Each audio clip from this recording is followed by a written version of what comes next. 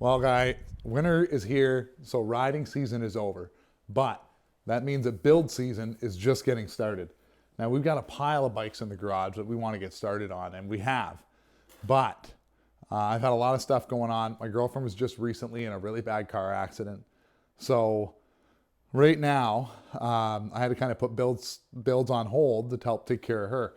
So what we're going to do is the first videos I did for this channel, the first build, I'm going to do a compilation, and that's what you guys are looking to watch. It's funny to look back because these videos, I had no idea what I was doing talking to a camera. The audio wasn't as good. You know, I felt out of place a lot more than I do now. But anyway, hopefully you guys like it. So let's take a look. So we've got ourselves an 02 CR250. This one's been loved, lots of love. You know, I'm missing some bolts. She's got the classic, you know, seat recovering, lots of scratches, you know, needs some wheel bearings, normal maintenance stuff. We're going to do a little walk around here, show you guys what she's kind of like. I don't know if you guys can see this, but she's got the notorious laying on top of the pipe, you know, so it's never been maintained. Nobody's ever taken it off and greased it in its over 20 years of love. We'll have to either repair or replace. Some funky stuff going on with the pipe. I'll have to show you guys that. Rear wheel bearings seem pretty good, actually. I was surprised on that. The fronts definitely need to be changed.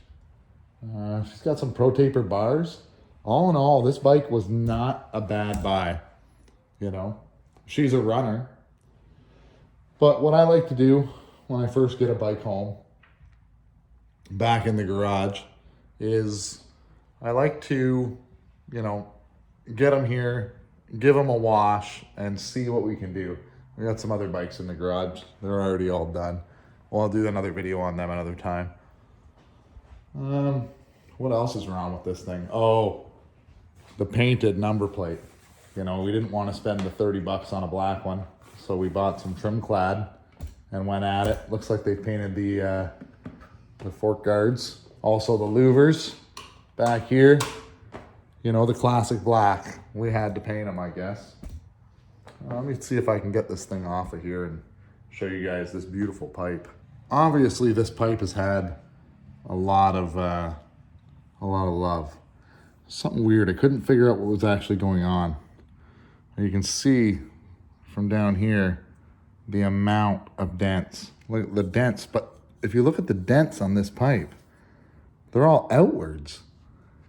I'm like, how did the guy get some sort of rod down in there all the way down? Or like, how do you do that? And then I clicked in what the guy had done. If you get looking back behind the pipe here, I don't know if I can show you guys, you know, she's leaking a lot of spooge and all sorts of stuff. But right behind the frame rail, hiding up here, I don't know if you guys can see that, they've drilled a hole and welded a plug just under my finger. So what they managed to do, instead of using that neat little kit that we've all seen videos on, is they've cut a hole, put a punch, I'm assuming, or an air chisel, and just let her have it, because she is just beat up, you know? So obviously this pipe needs some love. You can see down in there, I don't know what you guys can all see, how good this is filming. Also, don't really know where the camera is on this stupid thing. But there's a lot of black spooge all over the place. You know, she needs a good once over, maybe a twice over. Obviously, chain and sprockets, you know, when they go up into there, that's probably not a good situation. So should be getting some of that, obviously. The shifter, that wear, I don't know how many of you guys know this, but when you go, like, that's a lot of ride time. Okay, that doesn't wear out from just easy riding. That's from constantly shifting up and shifting down when that pivot is wore that bad. So we may be doing a top end on this one. We'll get a better look here, you know, and these RC valves, I'll go over and show you guys how to actually set them. There's the 10 millimeter rule and all sorts of stuff, but we'll see what we can do. I don't know what you guys have, but I use the simple green, you know, this purple stuff. The purple stuff, you know, says it's made for a power washer and all sorts of stuff. I don't use it like that, okay? I simply put it in a spray bottle and run it straight. I don't dilute it because I don't want to do this 40 times. I want to put it on heavy and let her get clean. All right. You know, little standard brushes. These are great to have. I don't know what you guys got, but these little, you know, you got a brass brush and a stainless one and the little soft toothbrushy thing. But I got pretty big hands and they get in the way. So when I'm getting in there on things, these seem to work the best for me. We're putting it on pretty liberal, like just soaking it in there. You know what I mean? This stuff's not that expensive. If you're worried about the price of a cleaning product that makes your job that much easier, I'm sure there's other ways. And if you guys know stuff that is better, you know, you've tried this and you guys got some secret thing, you know, by all means, let me know.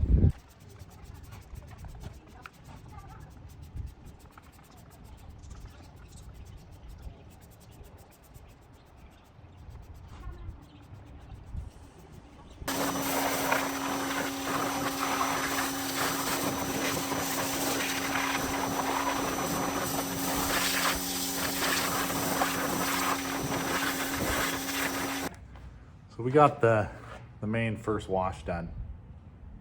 Now we're gonna see if it's still a runner. I'm gonna try and kick her up and see if she still runs.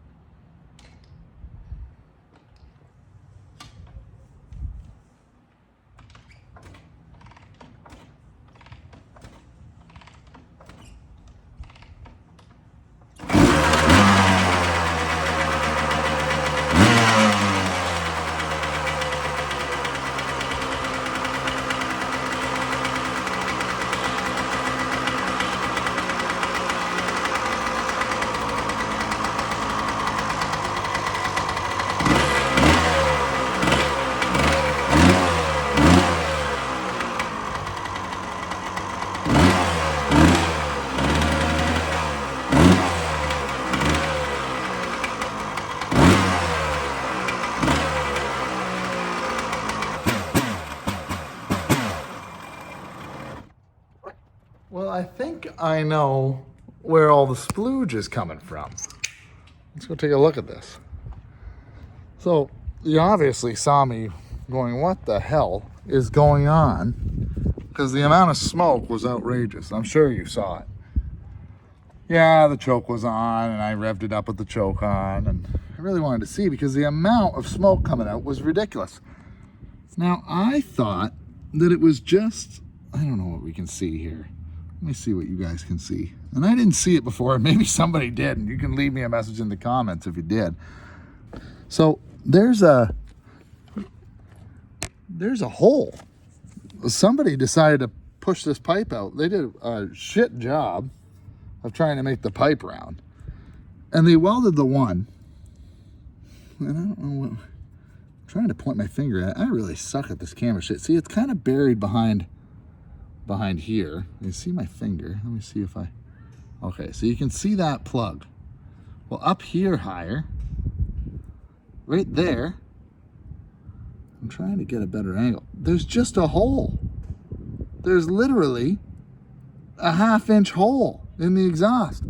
I couldn't figure out why all this black splooge was everywhere, but the bike, when I rode it, had power. Now the guy never told me about, you know, he repaired the pipe. He said it had a pipe. Of course it has a pipe. You know, FMF pipe. FMF silencer. He didn't tell me that he didn't know what the hell he was doing. But anyway, now we know.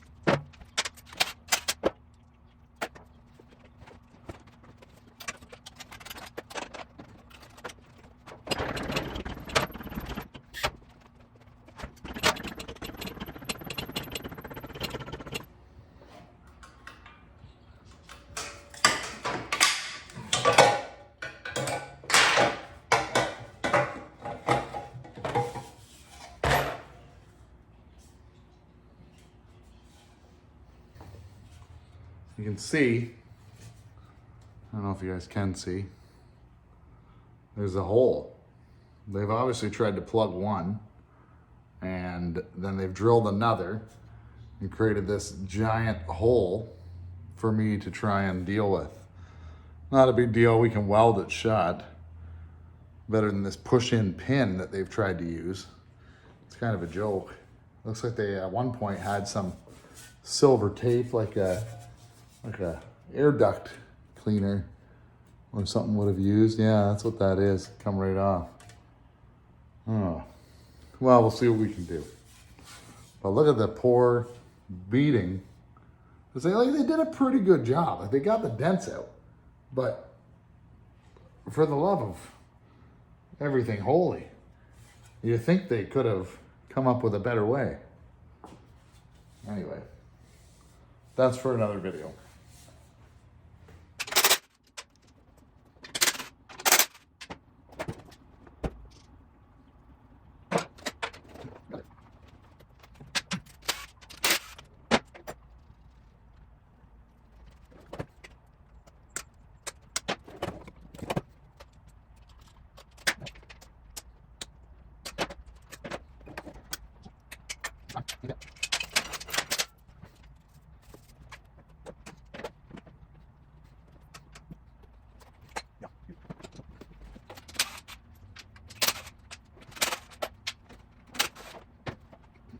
Hopefully you guys liked it, you know? Hopefully you liked this little series. And I'm not really a video kind of person.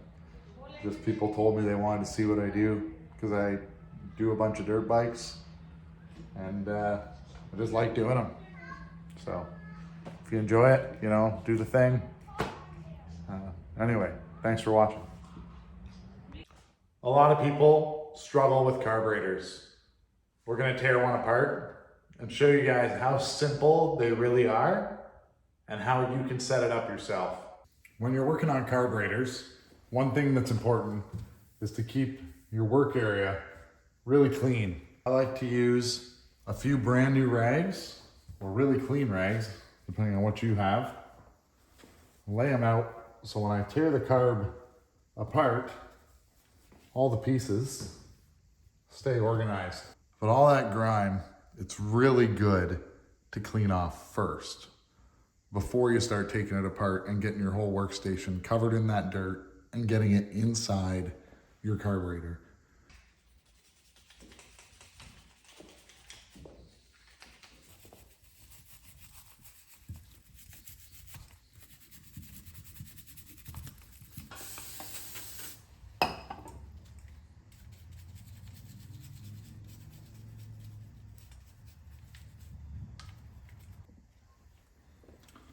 All right, I'm gonna pull the bowl off.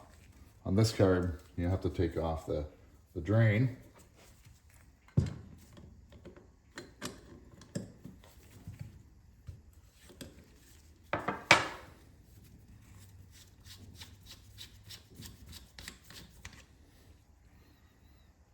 Taking a look at the O-ring. Looks pretty good, a little bit of dirt in there. We'll have to clean that.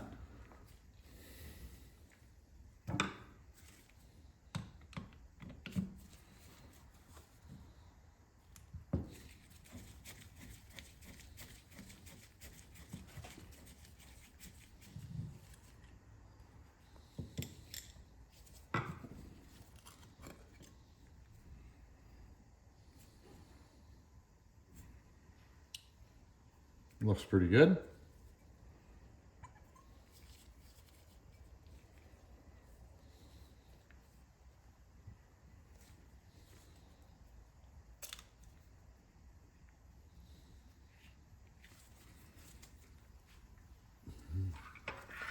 Take out the main jet.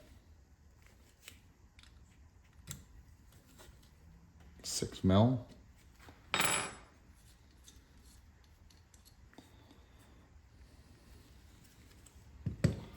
Inspect this main jet here. I don't know. Oh yeah. See? Really clean. It's good.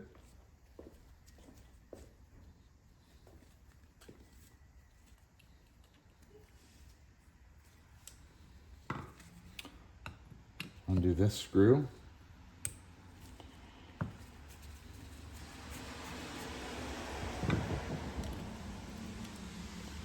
Remove the float.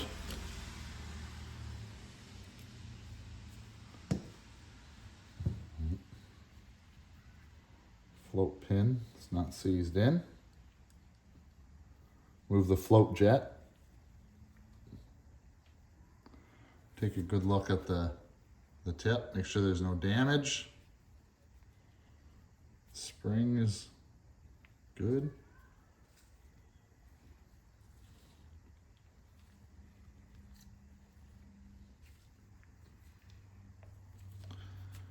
Just taking a good look at the float.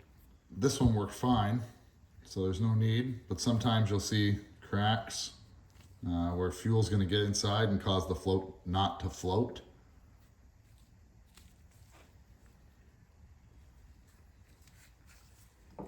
We're gonna remove the slow jet or the pilot jet.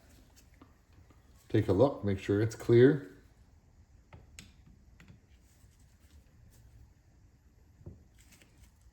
Really careful, they're just brass. We don't wanna strip them or snap them off inside. That would be pretty bad.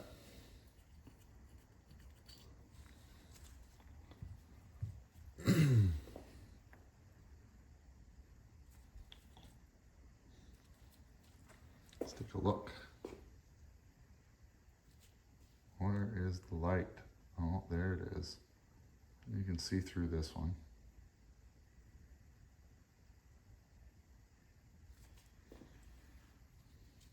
Put it down. Good luck. No buildup of anything. This carb is in pretty good shape. You can see the needle. So that's your needle. We'll take it apart and see what clip it's on.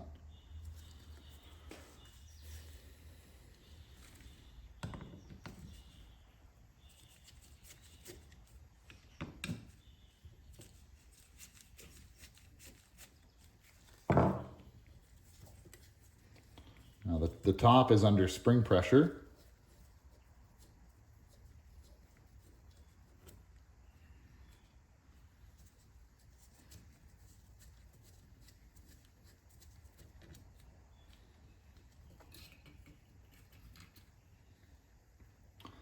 O-ring's in good shape.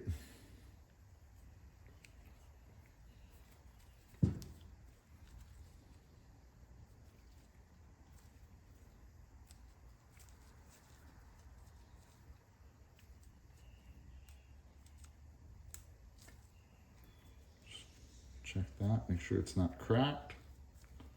It's in good shape. And the spring.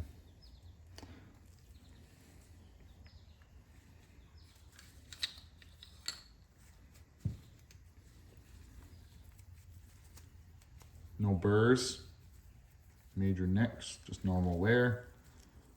Feels good. I'm going to use a nut driver, 6 mil.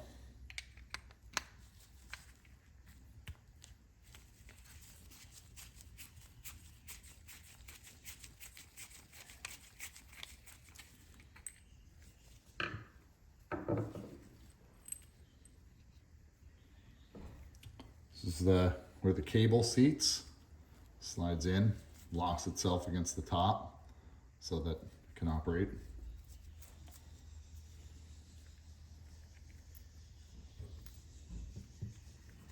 And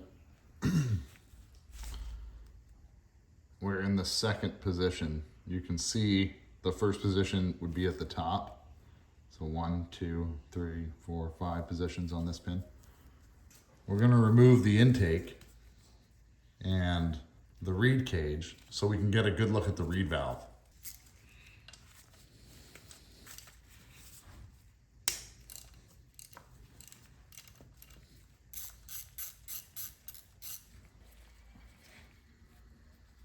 It's in really good shape.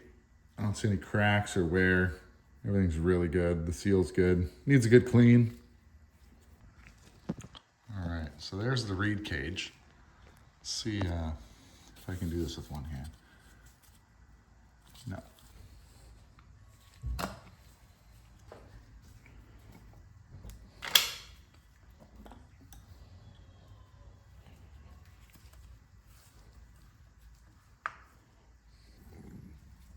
Yeah, these reeds look really good. Pretty much brand new.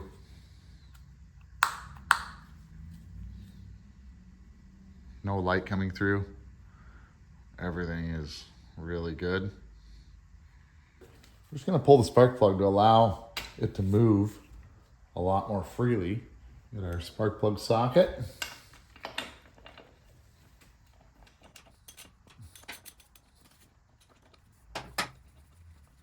Take a look at this plug and see what it looks like. See, first time it's plugged out for me. Actually pretty fuely. Got a lot of fuel already. If you guys can see. But otherwise it ran really good. See the piston right there. You can see it going up. You can see it doesn't look that bad.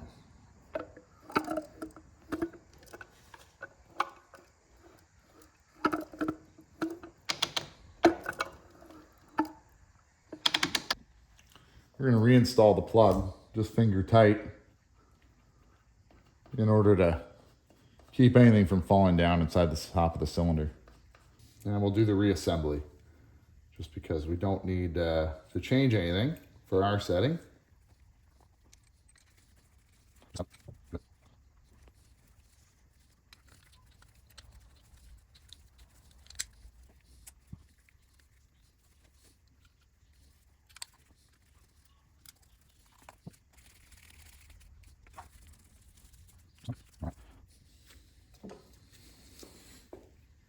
Coming to the float, this tab is adjustable right here.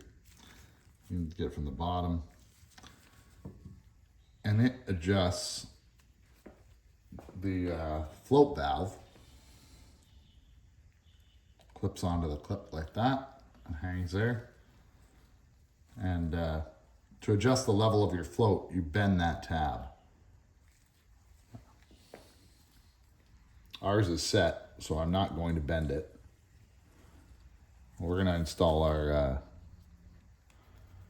pilot jet.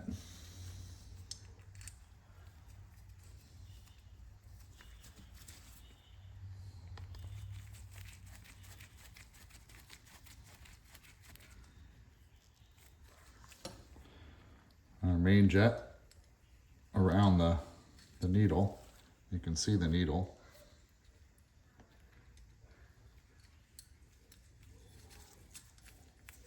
Six mil. Just snug.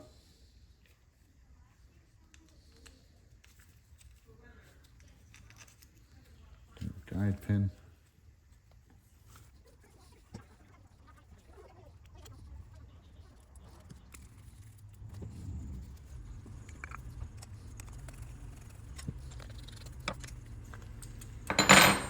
And that's how simple it is.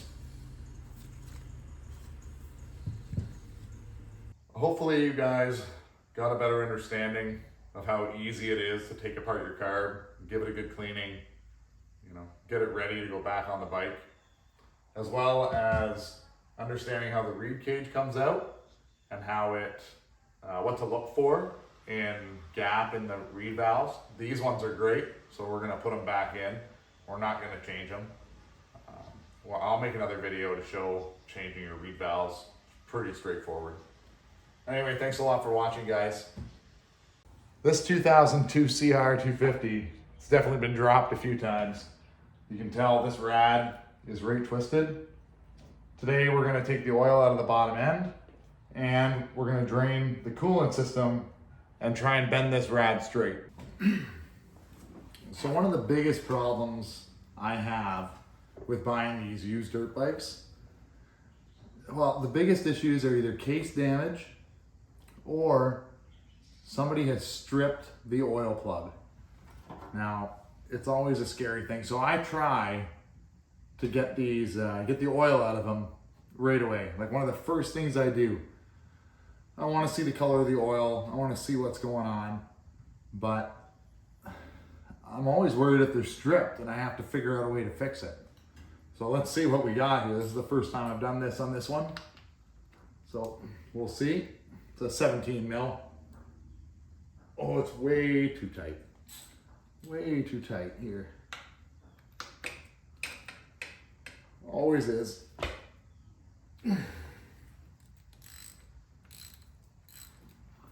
Sometimes they forget to put the washer on.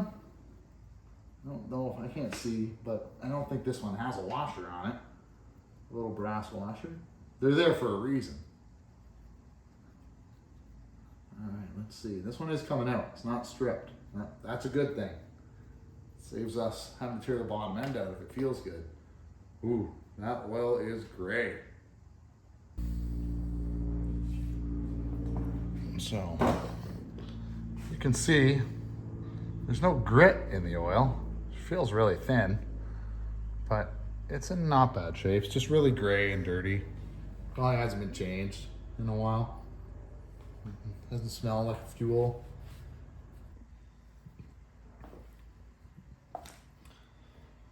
This right here is the water pump. And on this CR, what we do is we need to remove this screw. Now I'm not going to use a screwdriver, right? You can see it really doesn't fit. It's a little bit loose, right? The other screwdriver, the bigger one, it doesn't really fit either. And how we should remove these is with an impact driver.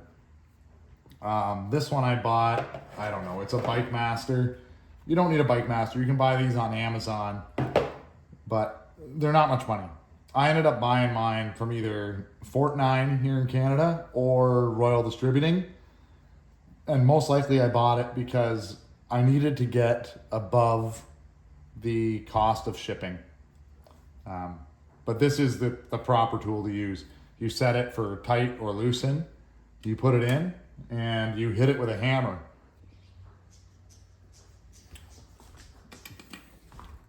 Yeah. So apply pressure in the direction you want to go, in our case loosen, and you just hit it. And it breaks it free. Now, this is gonna make a hell of a mess, I'm sure. As they always do. It never land in the bucket, no matter how hard you try.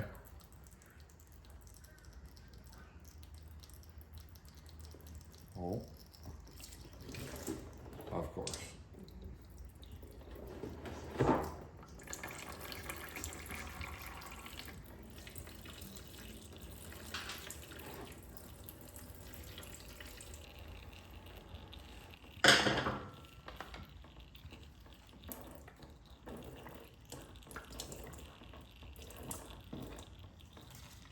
Open up our radiator cap. Oh.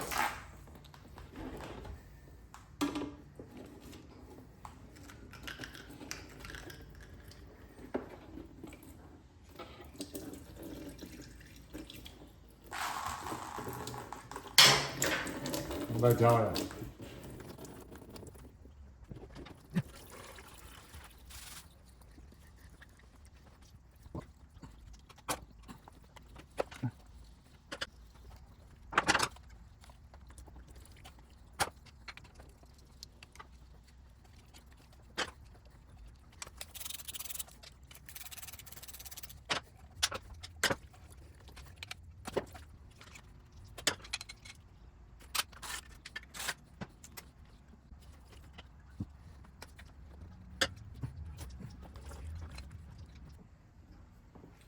All right, so we've got the rads off. This is the orientation. We're obviously gonna have to clean up these hoses. There's nothing wrong with these hoses. They just need a good cleaning. We'll fully restore those. Before we go to the rads, if you guys watched the Carb and Reed valve video, you can see that we're not changing the Reed valves, and I know it's gonna be some time before I put them back in the bike. So I put them in a Ziploc bag in order to make sure there's no dust or dirt gets into the reeds and causes us any problem. As far as the radiators, you can see the bend and the damage on this one pretty clearly. You know, she's got a pretty good twist to her over the length of it. Should be straight, it's obviously not. We'll deal with that. We're gonna show you how to do that in just a minute. This one's also got a bit of a twist. Must have got laid down at one point, but this one's not as bad. It's pretty straight. Across from top to bottom. No real twist to it, so that's nice. That'll be an easy fix. This one, we'll see. She's got a tear. I just saw it when I got it out of there. but it's not leaking. It's only just at the bottom there. It's like it bent the clip. We're gonna try and push it back and get it back in there. We'll see what happens.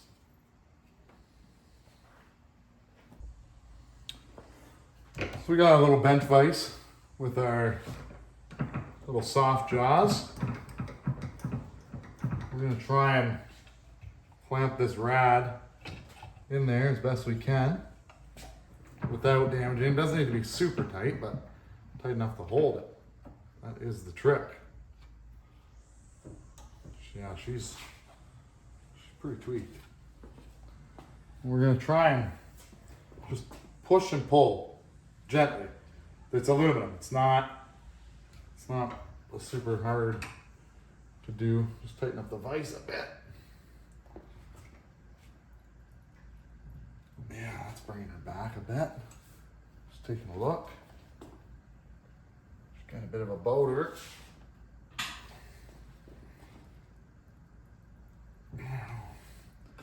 This part not being attached isn't helping. Just getting a look.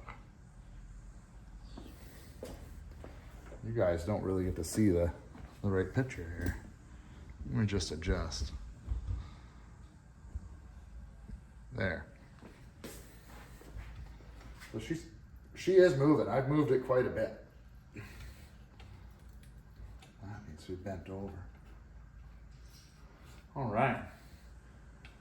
The twist is gone. All right, guys. We're getting all set up. The top side of this rad is pretty good, other than this separation here, but we'll get that back together. This bottom side here, well, it's supposed to look like this, nice and flat, you know.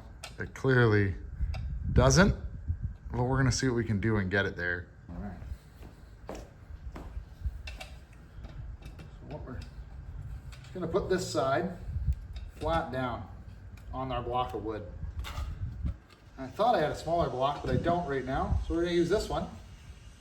We're gonna hit this with the hammer and bend that down. Couple hits, moving, you know, go to this side. Do that. Get there. Coming along. This is just a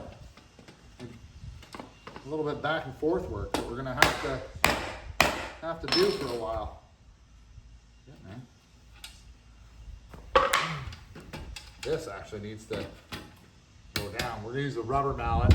We just want to hit it directly. Try and straighten that out a bit. Try and bend this tab. We're using the wood because we don't want to do it on the cement or on the haming hard. This way it'll absorb some of the vibration and the banging.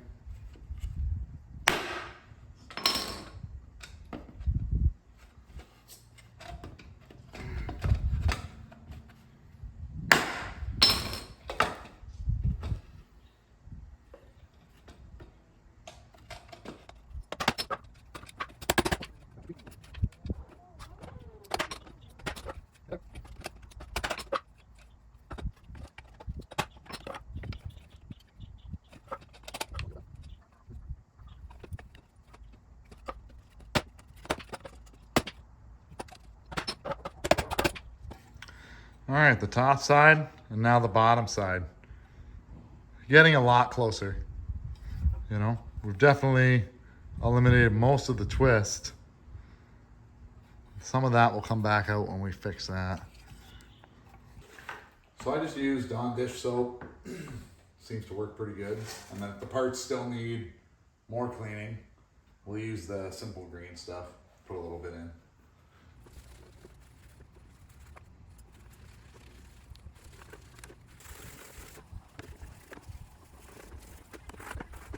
So we've definitely got the hoses cleaned up quite a bit. They'll look pretty good once we do it finer. So this is just a soap and water. Once we put a spray on there, they'll look better than new. The hoses look great. The rads came out all right. They'll need another polish here with a Scotch-Brite pad. That's what we're gonna do now. Just to help clean these up. Scotch-Brite pad really gives it that final go over.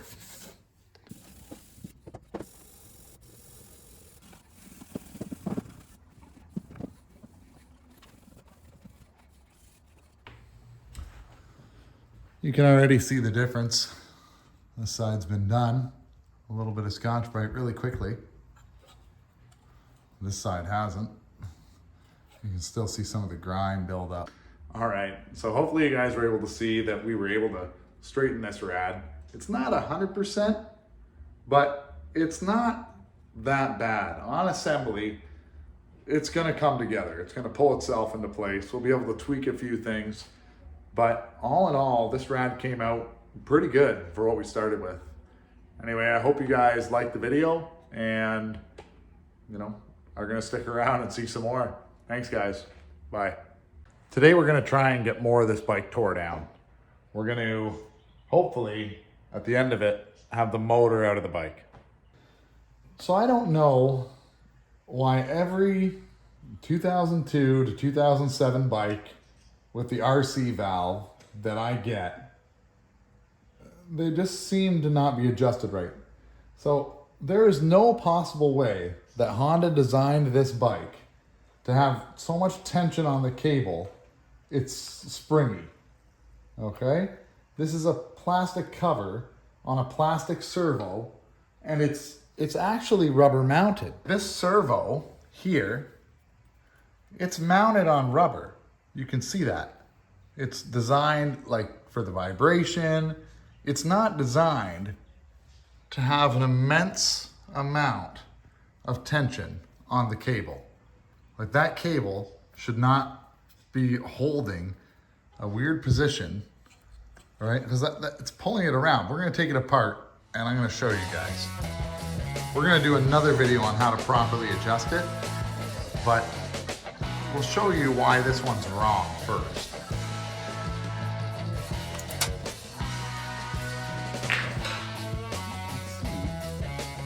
The tension.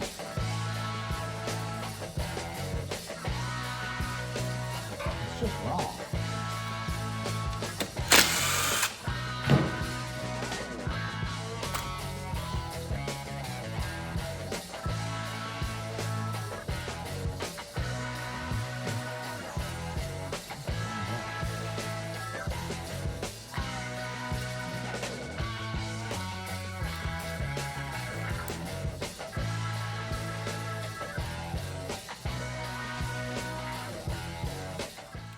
I've seen it before where this actual thing has been upside down.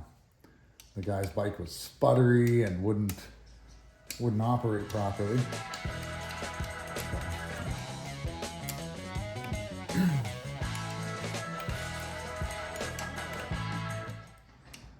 The bike just had no power. It was like the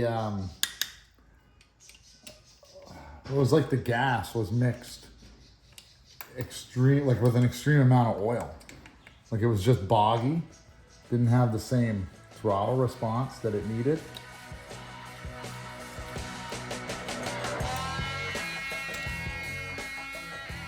But the amount of pressure pulling this valve up is crazy. This poor plastic thing's like, thank you for releasing that pressure.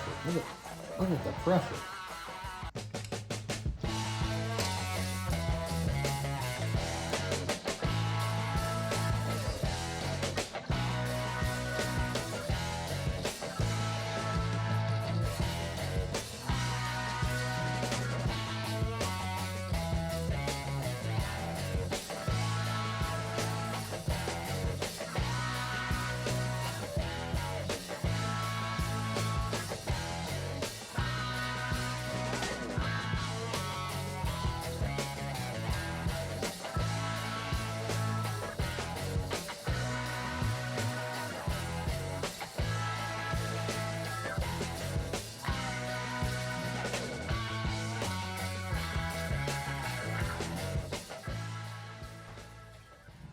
All right, guys, I just wanted to show you something.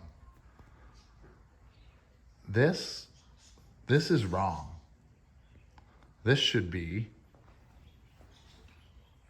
over here. And this nut should be over here. So the axle's been put in backwards. This is proper on the sprocket side, so you can put your triangle in. This is on my 01. And you can see on my CR500 AF, the same. On the KX250, the nut is on the brake side, and the stand, and the axle. So all the manufacturers are the same. So just remember, when you're putting your axle back in, don't do this.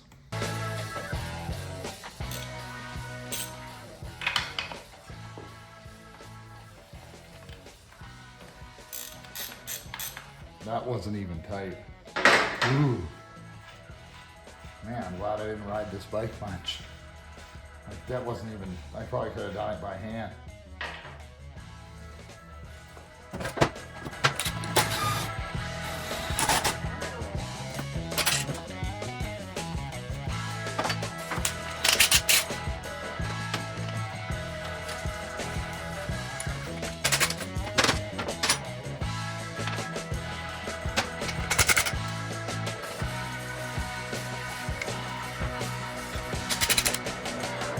So I've got an aluminum bar that I'm gonna try and see how this moves.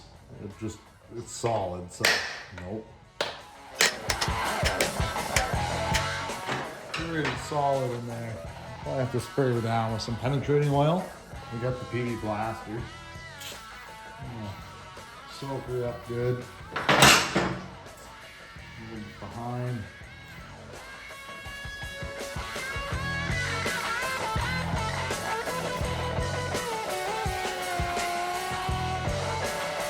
Happens.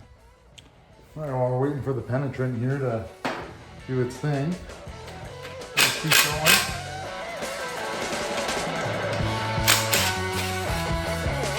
Take off the fuel guide.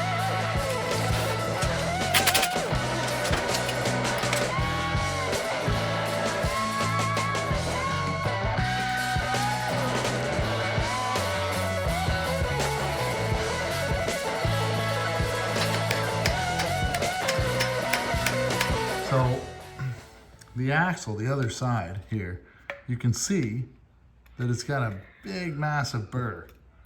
And there's another one on the top up here. So what the problem is this flat spot and this flat spot are supposed to be like this. It's spun. Now I was able to turn it after we put the penetrating oil in there. I'm gonna try and grab a hold of it and see if I can do it some more. We'll see. Without knocking the camera, everything everywhere. Oh man, that's tight. Oh, no. Man. I have to move this camera back. Let's see if I can grip it with these weld pliers. They got a little bit more meat on the tip than the old needle nose.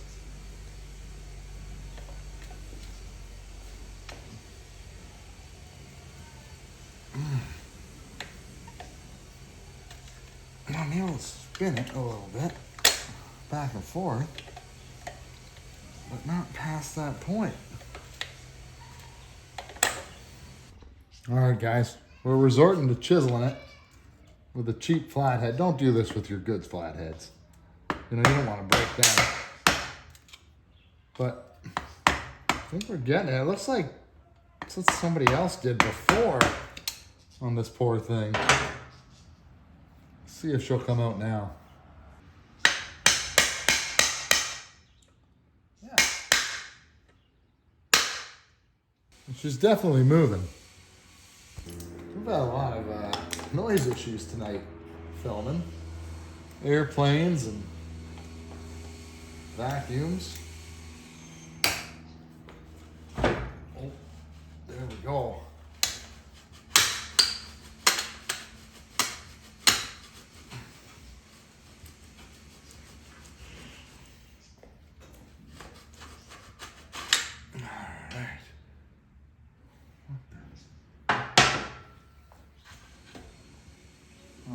Swing arm is up.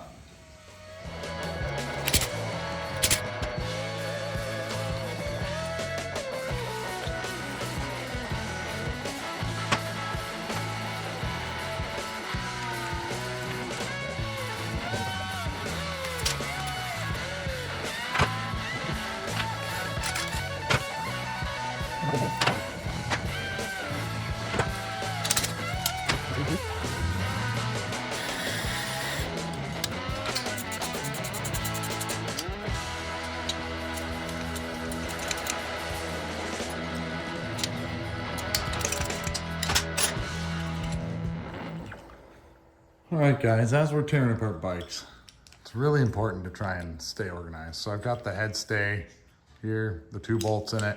I'm gonna put the nuts back on. We'll be able to clean this up later, but I don't wanna lose any of the stuff that goes with it.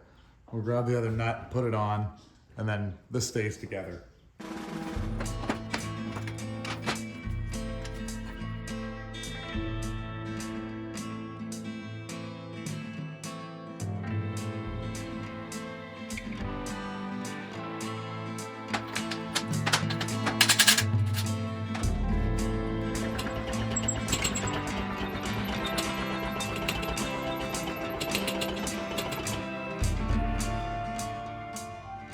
See it there. This little plastic tab, you have to push it this way.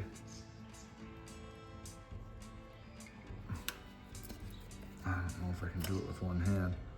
If I jam my tool in there, then I can push it off the little plastic. See, right there. That plastic tab moves.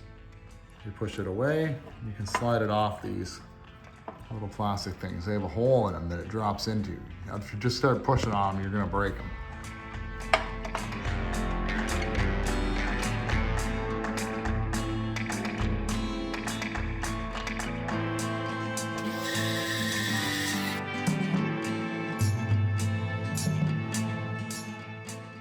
We were gonna pull off the steering stem, but you can see it's all been replaced. It's all brand new. The steering feels really good in this bike. Somebody's even replaced the nut. Like, everything's in really, really good shape. So we're not gonna touch that. As far as the frame, she is dirty. She is just, she needs a good cleaning. All up in everywhere, you know. But no big deal. That'll be the next video. We'll be cleaning up the frame. And then look at the spooge build up. Just a crazy amount. So we'll get that taken care of.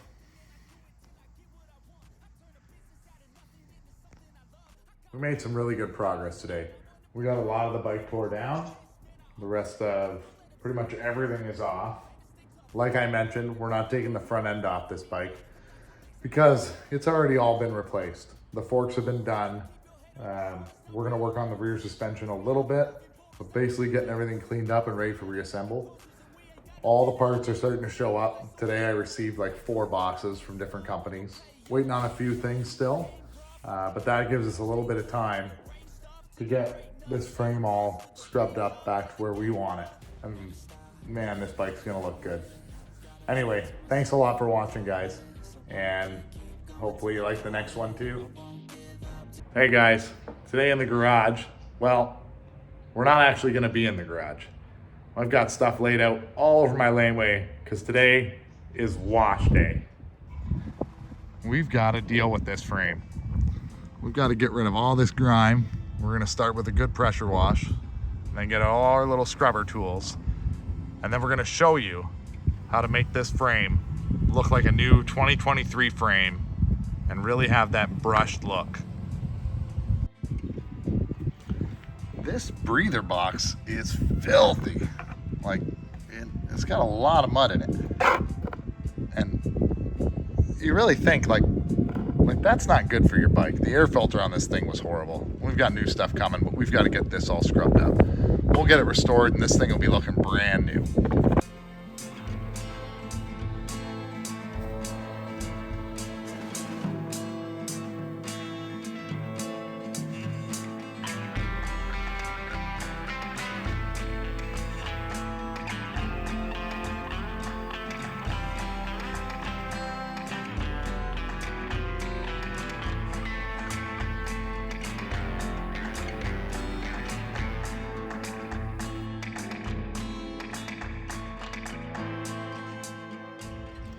So we managed to get quite a bit of the crud off this bike.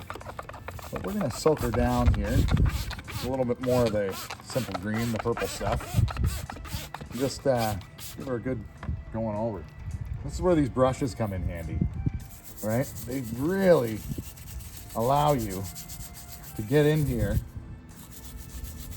and scrub up this stuff that's just been stuck in here for who knows how long. You know?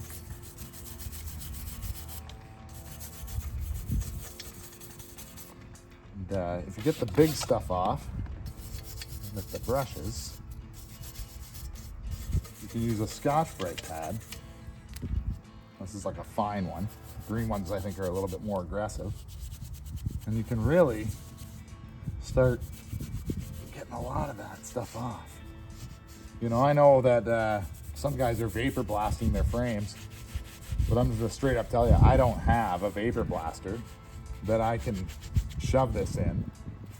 And the closest company close to me, well, they, first off, they're really expensive. And second off, they're really busy. So I don't wanna wait, 2 months to get my frame back. So we're gonna do it the old fashioned way.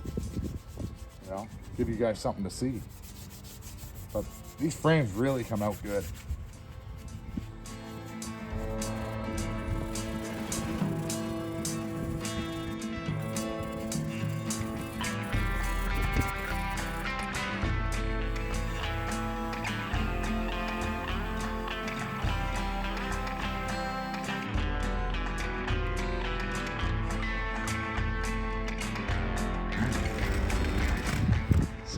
See here. Well, I don't know if you guys can really tell, but that's a pretty dramatic difference from what we started with. I'm gonna set the camera up so you can see me go at her, but I'm gonna be here for a while scrubbing all this.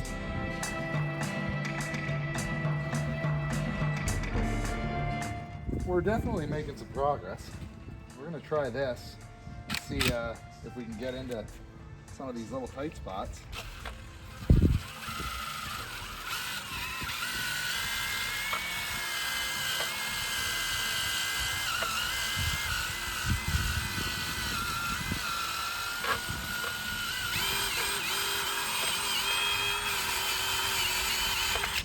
It's not really working at all, to be honest.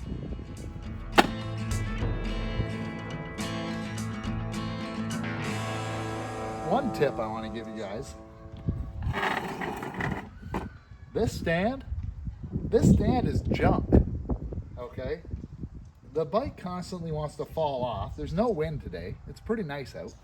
But like, if I touch it, do not buy one of these stands. The M64 team issue garbage stand. Go to in the States, I guess it would be Harbor Freight. But in Canada, Princess Auto sells an aluminum stand for like 30 bucks. And I think I paid like 60 for this piece of crap. Never again.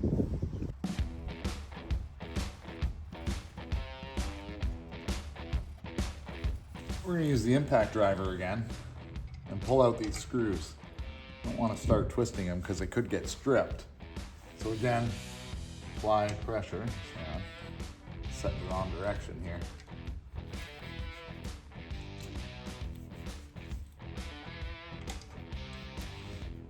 Apply pressure. Give it a tap.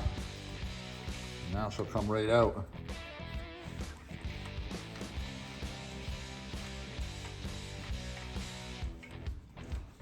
Otherwise, these screws are so rusted that you'll snap them right off in the swing arm.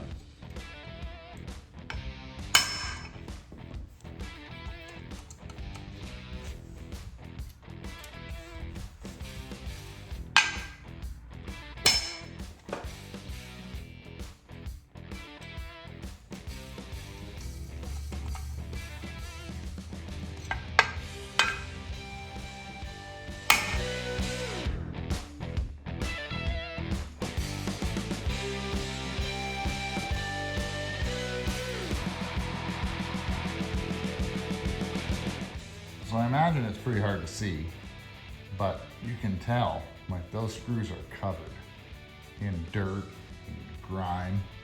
So we're gonna try and pick them out so we can get the bit in properly.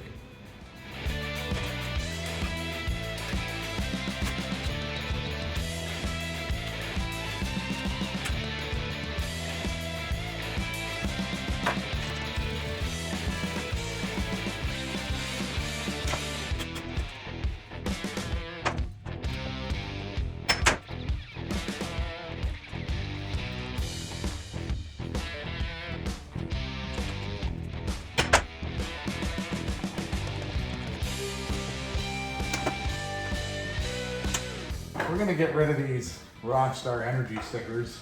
That's not the theme we're gonna be going with on this bike. So we got our heat gun out. Now it's got 2 settings. I don't think anybody's ever used the low setting in their life. So it's high, get them hot, peel these stickers off. I'm just brushing it back and forth, trying to get the heat to be pretty even. Get this edge to work up, and then we'll use the little pick because it's going to be pretty warm.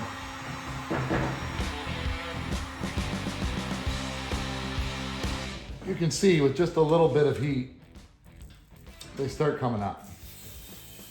How easy it is to peel it off. Just getting that initial start. It's still warm, but I can put my hand on it, so it's not glowing hot. Those together before it becomes a problem.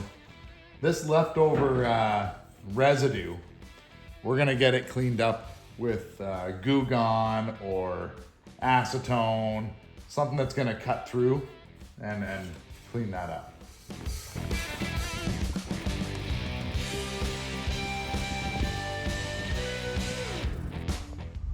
I'm gonna try and use some of this stuff. I don't know, it smells like acetone. Comes in a lighter fluid bottle, so we'll see. I've used it before, it works pretty good.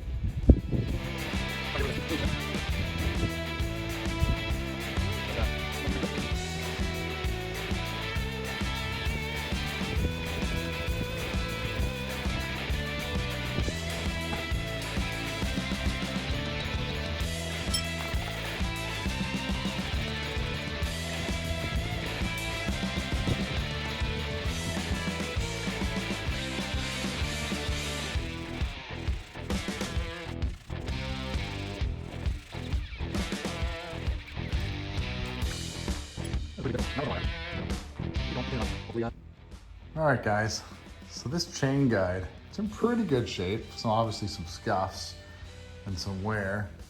We're going to try and take those burrs off here with we're gonna use a hand file actually. I don't want to use the electric grinder because if you nick and hit all sorts of other stuff, if you miss, it looks bad. Hand file, you have a little bit more control, just rounding those edges off.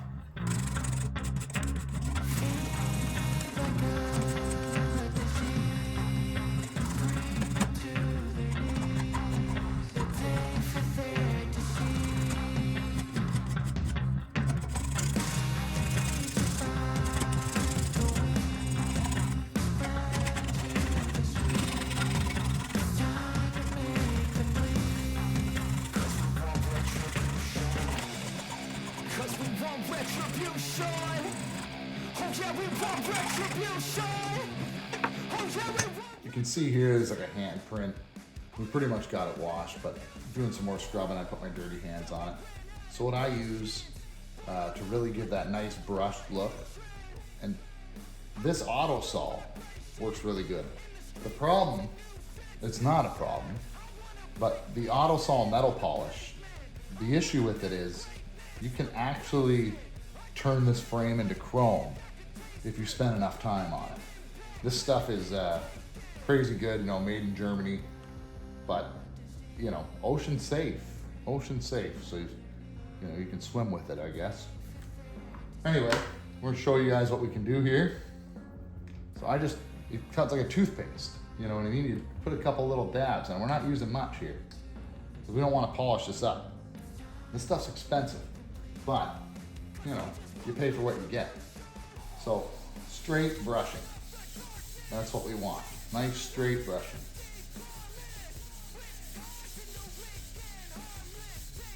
You know, get those brush marks in there, make it look really good. See, and this stuff kind of just polishes itself right in. And hopefully you guys can see the difference. But it gives it a real nice finish. So that's what we've done to the frame on the bike. You take a nice clean rag or paper towel even, you know. Wipe off your excess.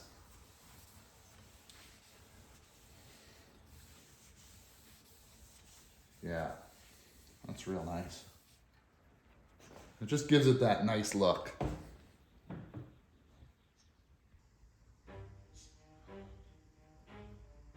Day 18, cleaning parts. It's been a long journey. It actually hasn't been that long. It was like a little bit of time after work one day, and then, you know, the Saturday came, so we spent some time cleaning parts, then it rained, you know, then my battery died on the phone. So I got most of the parts done, and let's say, realistically, 10 hours worth of cleaning. You can see a lot of the parts are coming together, getting scrubbed up. They're all clean. All the bearings are repacked. You know, the frame looks good. Still got to pull the stickers off the front forks, but no big deal. Today's going to be a long day. We've got to try and scrub up this. And I'm not really that excited. All right, since I can't find any of my rubber caps, I don't know where they went. We're gonna put a Ziploc bag around here. I don't want any dirt getting down into the water pump area. And we're gonna tape it up. Hopefully that works. Worst case, I've done this before and just use a zip tie. But we're gonna try tape.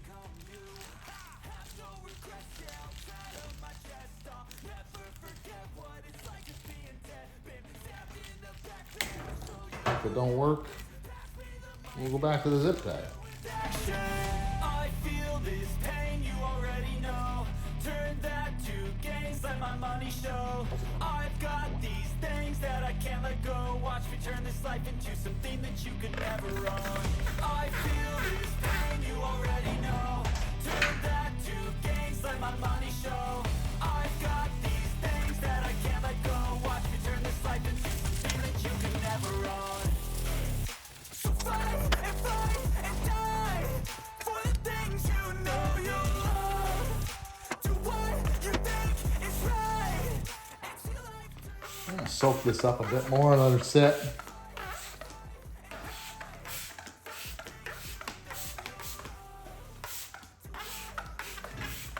Be careful not to get any in the exhaust port here.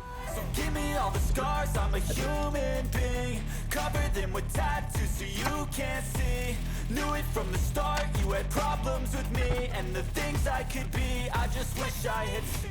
I'm just taking a little bit of a sponge with some water to try and wash off some of what we've already Done. Things that I can't let go. Watch me turn this life into something that you can never own. I feel this pain, you already know. Turn that to gains, let my money show.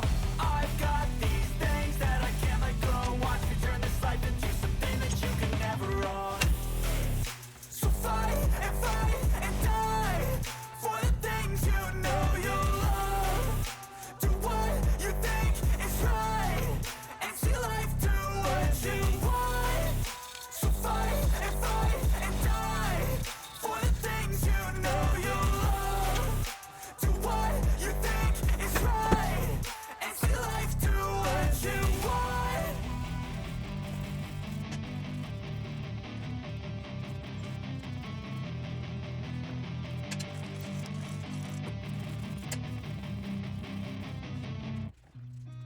I've seen a lot of change, been through a lot of pain. Some things are not the same as they were a year ago, but all will be okay. I move on each and every day. The past is where it stays, way back a year ago. I've changed for the better this time. I thought I would never be fine. I strive just to say I'm alright. And for the first time in a long time, I'm alright. I've seen a lot of change, been through a lot of pain. Some things are not the same as they were a year ago, but all will be okay. I move on each and every day. The past is where it stays, way back a year ago.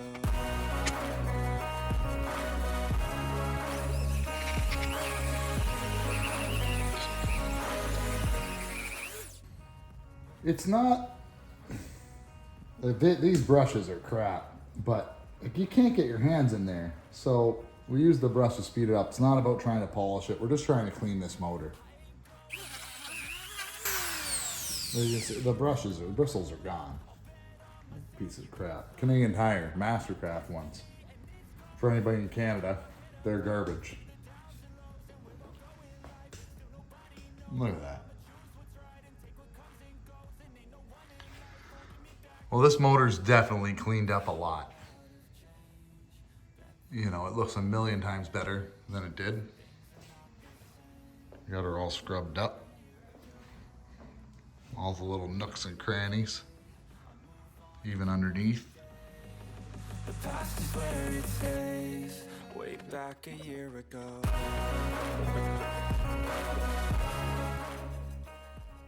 This is the grease I use. I don't know, it was on sale. It's pretty good stuff. I don't really care what the brand is. Like I said, I'm not sponsored. I don't know, it's blue. Seems to work good. We're gonna give a light coating on the axle here, just so we can ensure everything slides together a little easier. Take our swing arm, set it up in there, put the punch in on the thread side. And I still got this thing hooked to this pair of vice grips. There we go. Take these off.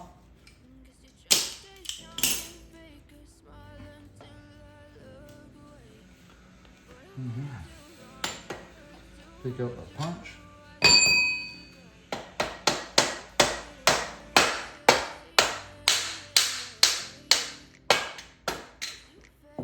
He's in. We're gonna have to drop the front motor mount in here too to help us hold it so we can get the proper angle.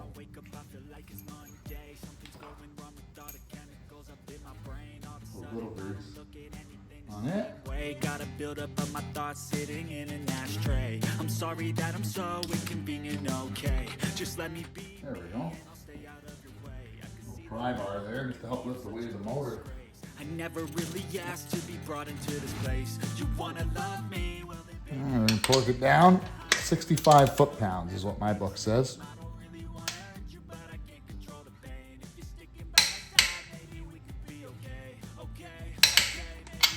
Perfect. And up the swing arm linkage. this way, I really hope that you will choose to stay through all the pain.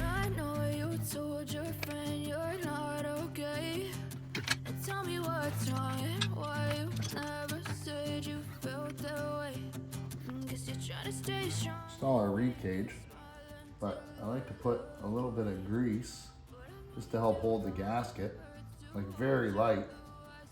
Don't want a bunch of grease getting down in the cylinder. Doesn't need it.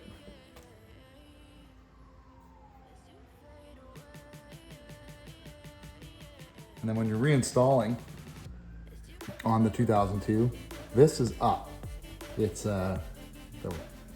curved a certain way, and that needs to be up.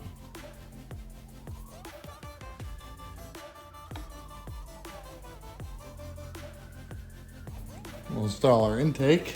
A bunch of flies in here today.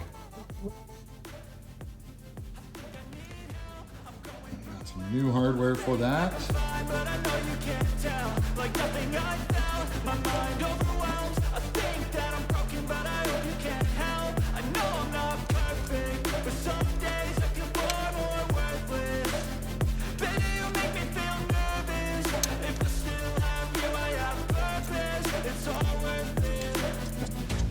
We're just gonna get this swing arm all bolted up with the rear shock so that you can throw the tire in and get her back on the stand. I guess I'm trying to stay strong and fake a smile until I look away.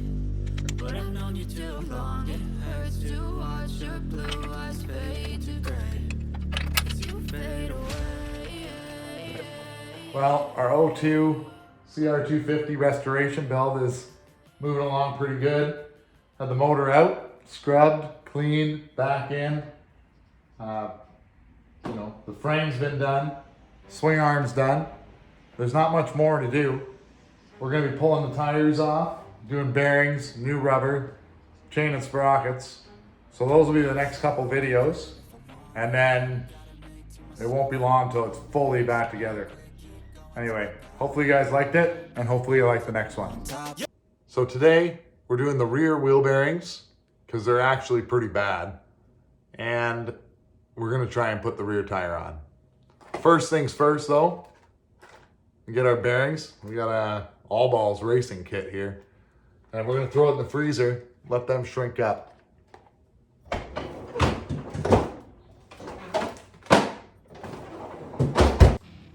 First things first, we've got to get the rear tire out of the swing arm.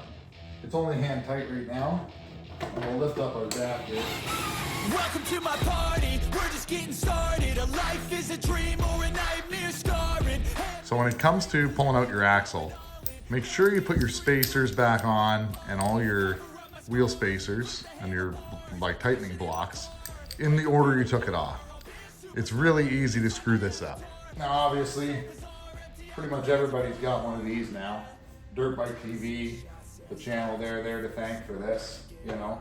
They didn't give me the prints, but I saw theirs and I went, you know what, that guy's on to something. So I basically built a copy. So I'm by no means a pro at doing tires. Actually, I hate doing tires. They're a pain in the ass. I'm not gonna lie. Start by taking out the valve stem. So pull the cap, little valve stem puller, buy them on Amazon or wherever, they're cheap. So we got our 12 mil ratchet wrench. We're just gonna, let's see if you guys can see. If you don't have a ratchet wrench, that's fine. You know, use a normal wrench, use a ratchet. Doesn't really matter. Ratchet wrench just makes it easy. So, just taking them all the way to the end of the threads. And the wheel lock, same thing. There's nothing wrong with this tire. This tire's a really good tire still. You know, it's not brand new. And since I'm redoing the bike, I just like to put new tires on. You know, it really adds that little bit of extra when a guy, if you're gonna try and sell the bike, everybody likes getting a new set of tires. And I got a kid at work, he's a good guy. You know, he comes riding with me.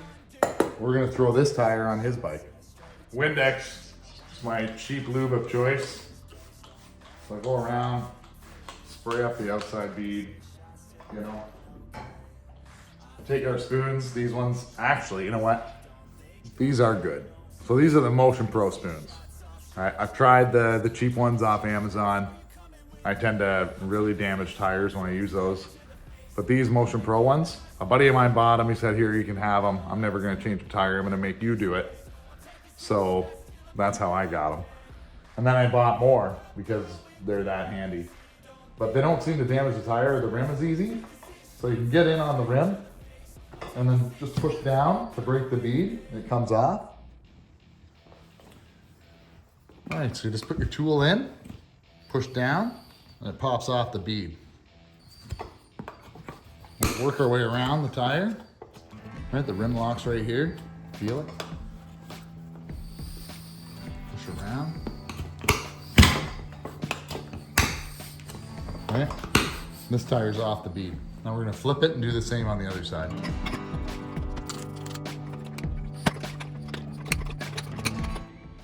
All right, at this point, I'll take the nut off the valve stem.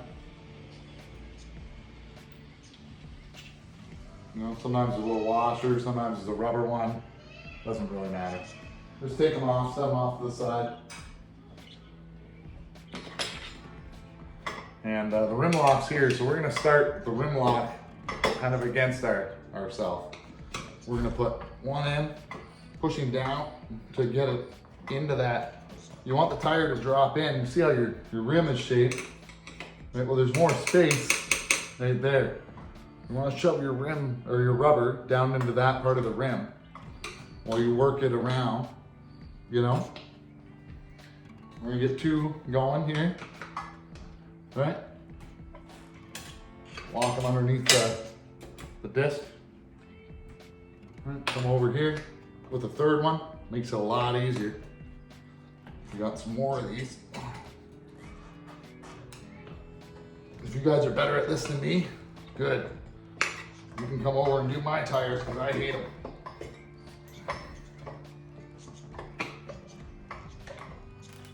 All right, a little too much. Trying to bite too much. Little bites. That's the key. There we go. You know? Obviously, I don't do this for a living. This is not my gig. You know? So as long as I'm sure I'd be better at it. But they actually come off not bad once you get them going.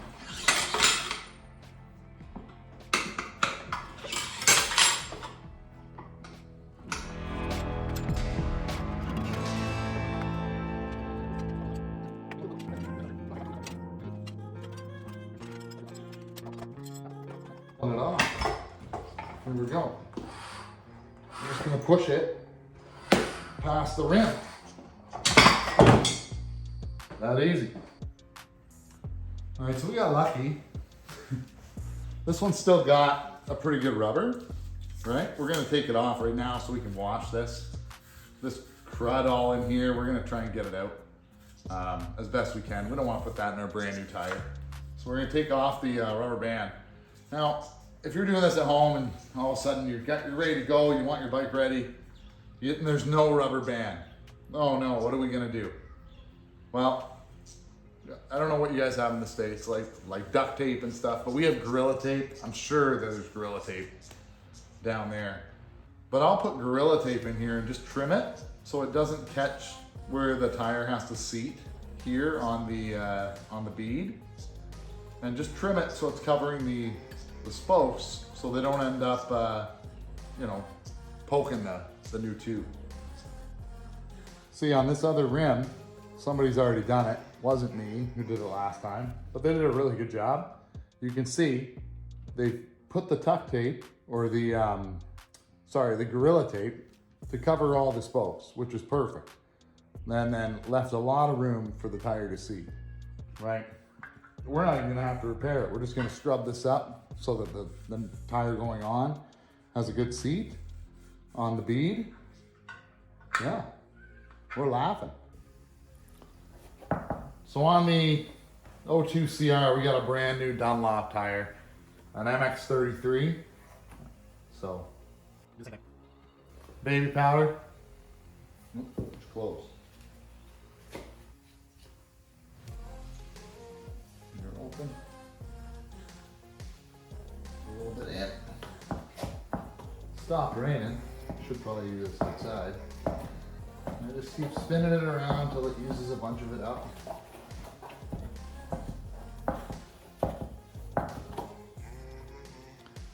In case some of you guys didn't know, this little symbol, the little yellow circle on a brand new tire, well, that is where the valve stem should be in line. So we're gonna line that up, and that's for the weighting of the tire. When they build them, they know where the heavy spots are when they check them, and they say maybe the heavy spot's on the other side, so put your valve stem here. Silhouettes of you are like a taunt. Never really know just what you want. With you I don't ever feel calm. Now, I usually buy the HDs because I'm not that good at tire. And I end up ripping them. So I'd rather buy one that I don't wreck than 3 that I do. There's nothing's worse than putting the tire on, wrecking the tube, and having to do it again. But if you're good at them, imagine you could save some money. So we're pretty close to our valve stem with the dot in line and the hole. Just gotta get that rim lock in there. So close.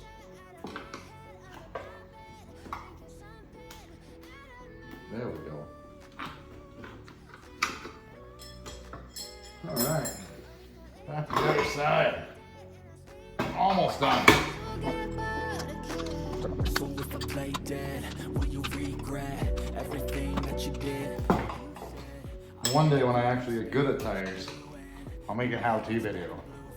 But there's a lot of guys out there that know how to do it better than me. And I'm sure they have way better videos.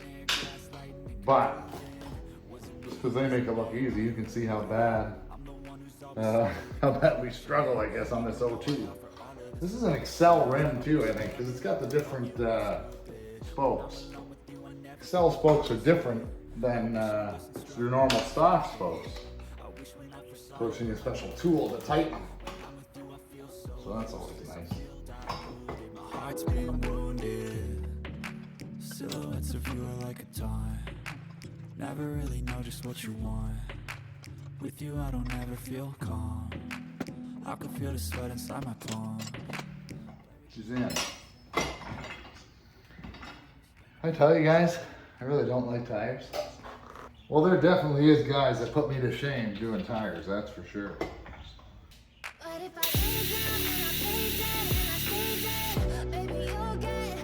13.5. Perfect. We're gonna repack the bearings in this. They're really good still. They still spin good. Just the grease is old. We're gonna get some new grease in there. We got a lot of grease in there. There's this place in between on this shaft, and that extra grease will squeeze into there and then squeeze out the other side and make a mess. But that's okay. I don't know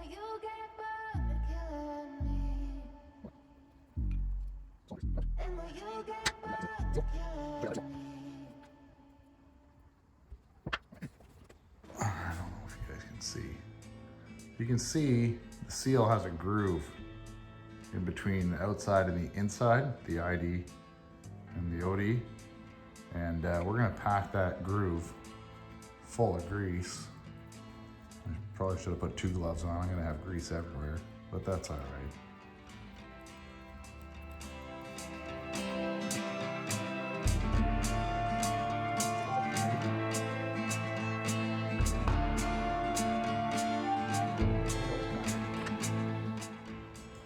So what happened was I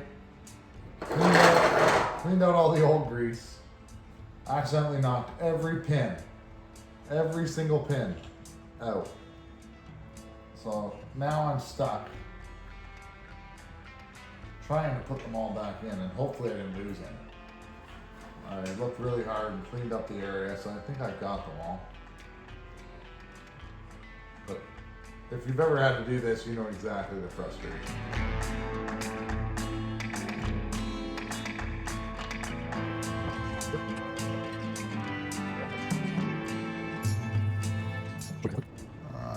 see all the pins in there. Well, they all fell out. There wasn't much grease in this one when I took it apart. And, well, happy they weren't seized. It doesn't need a bearing. They're rolling good. All right, so when we're dealing with the bearings, guys, the best way to get them out, and from what I've done, is the blind bearing puller with the slide hammer. We'll show you how they go in. They simply slide inside the bearing, then you tighten this up, it spreads it out, grabs a hold of the bearing, and you pull it with the hammer, the slide hammer, and it comes popping out. So this is a must-have tool for when you're doing the rear bearings on a Honda. There's a special collar this slides into. Now most guys, you know, they don't have this tool, and they've beaten the collar with a screwdriver and just messed it right up. So in order to get the seal out, I just use a flat screwdriver. Put it in, because this seal is going right in the bend. Now, just work it up a little bit. And there she goes. So this collar is what the special tool fits in. Breaking it free is the hard part. You can use an impact. I just broke it free.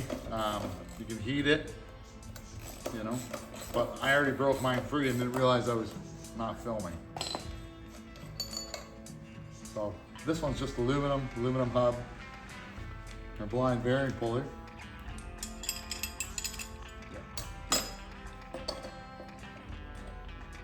Simply put it in, get under the bearing, pull up into the bearing,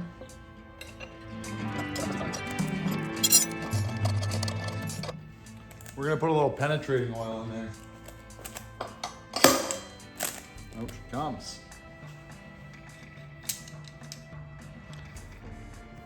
So on this side, there's actually two bearings. I don't know what we can see with the lighting. Let's try and get a better shot here. Yeah, there you can. So you can see the top one and the bottom one. We're gonna take both out at the same time with the blind bearing puller.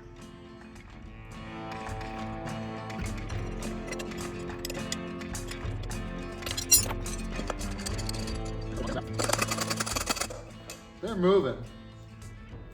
But we're gonna spray a little bit more of the penetrating oil in there. Let them sit. All right, guys, I just wanted to mention it. I bought this kit off Amazon, and I didn't really know if it was gonna come in handy, but it is probably one of the most handiest tools that I have bought in a long time. So you have your seals, and you have all the different sizes, you know what I mean? You can find one that matches it, so you can press your seals in, you can push your bearings in when you need to tap them. When you're not finding a socket and beating on your sockets, you know, I think this thing was only 30 bucks. So, well worth the $30. All right, it's sat for about 10 minutes, probably not even. I'm kind of impatient. So I'm gonna give her another shot.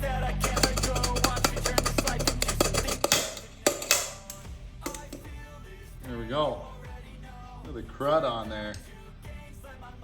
Yeah, they don't spin. They should spin.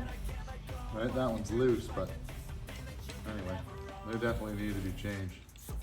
Well, we got the bearings fresh out of the freezer. So we're gonna try and get them in here. So the kit's got the 3 bearings. They're all the exact same, right? Just double checking, but yeah, they're all the exact same. So it doesn't matter what tube you put where. And then the 2 seals are exactly the same.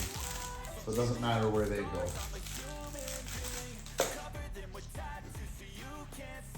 So, we're gonna use some of our grease.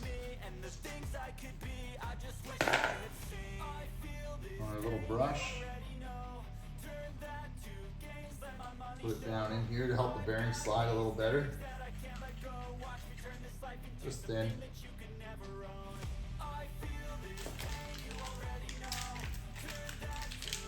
Work on our bearings. Try not to touch them unless you're ready to use them, because they're gonna get worn, and they're not gonna wanna go in.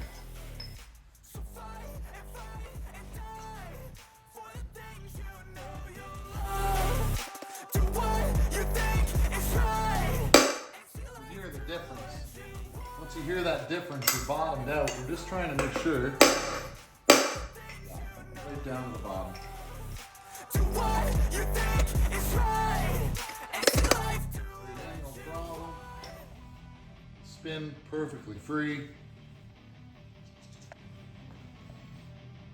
Just put some grease in the seal.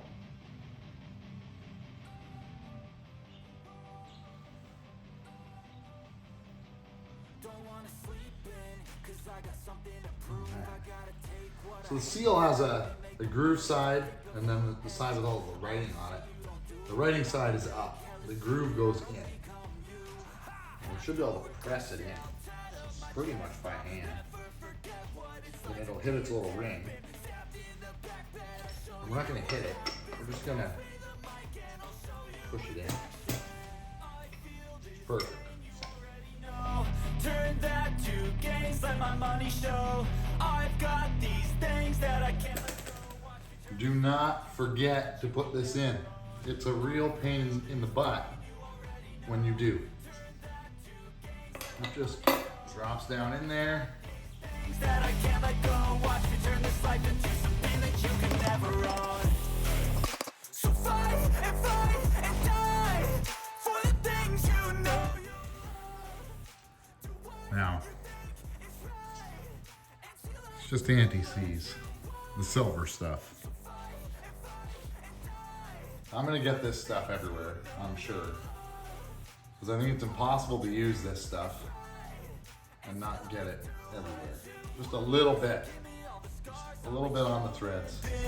Cover them with tattoos so you can't see. Knew it from the start, you had problems with me and the things I could be. She's in there. So now the seal goes here. We're talking about the seals. This side has the groove. This is the side I'm putting the grease in that groove. The other side has all the writing and the model number and everything else. I want to put some grease in that side.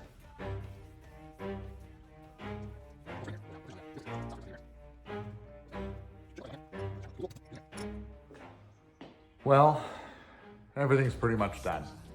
You know, we didn't get the tire on, but mostly because we don't have a rear sprocket.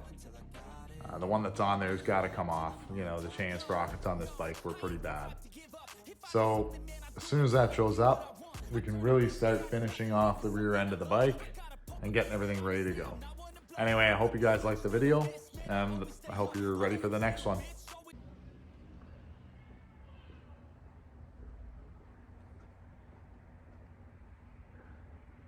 Today's video, chain and sprockets. So here's the front sprocket that was on our bike, on the O2. You can see that these teeth are hooked because of the wear that's been going on. So this is clearly wore out. That's how they're not supposed to look. All right, here's the new one. That's what they're supposed to look like. It's supposed to be nice and even in here. So if your sprockets look like this, you need to get a new one. All right, guys. So this chain here, this is the one that came off of the O2 CR250. Now this chain, you can see, is completely worn. You're able to bend it and do all sorts of stuff. And this is not the way it's supposed to bend. Obviously the sprockets go in here, but that much bend. Now this is the brand new chain we're putting on, and it's stiff. You can't bend it. So what's actually happening, let me show you guys. So, if I can get my hand behind it, try and show you.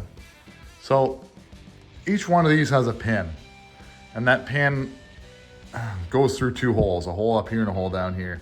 Well, basically, that hole, look at the amount of play.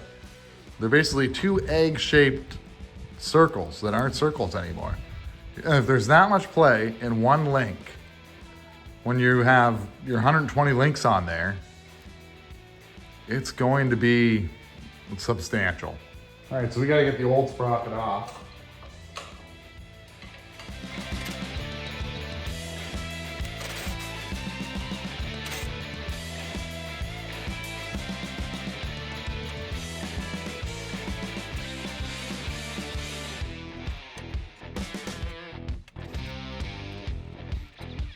So since we, did the bearings, put new rubber on, did all sorts of stuff with this tire, now that the sprocket's off, is a really good time to get in here and clean this hub as best we can. It's always a pain in the butt when you got the spokes on, but we don't plan on pulling the hub out of the tire on this one. So I'm gonna take a few minutes, clean this up, and then install the new sprocket and keep on going. So whenever I redo a bike, I always put new chain tensioners in. And the reason I do that is because everybody, for some reason, has used the wrong size wrenches to loosen it. I don't know if guys don't know that dirt bikes, like Japanese dirt bikes, they're metric. So that could be the problem, but they end up stripping the nut and this. So what I'm gonna do is chase the threads with this cheap little thread chaser rather than using my taps and die set. Just chase the threads really good and then install the new ones with a little bit of anti-seize.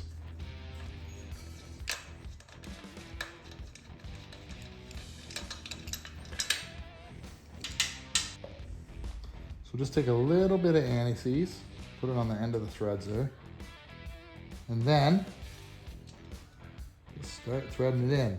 That anti-seize will work its way all on and be in there the whole life of the bike, hopefully. At least help the next guy down the road.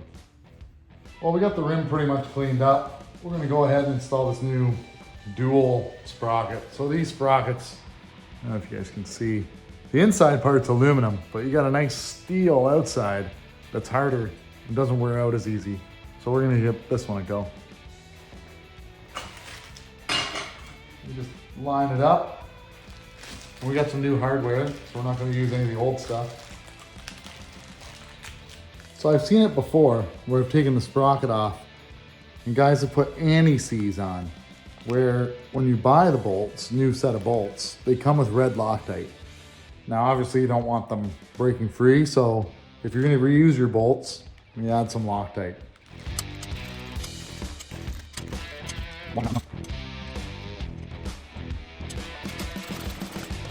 We're going directly across. We're not tightening them 100% yet, just snugging them up. There's a torque spec for your sprocket bolts. So, you got a torque wrench. If you don't, it's probably a tool you should try to invest in. Maybe one of your buddies have one, you can borrow it. But axle bolts, sprocket bolts, all sorts of stuff on your dirt bike needs a torque spec. And it's kind of important that they get it.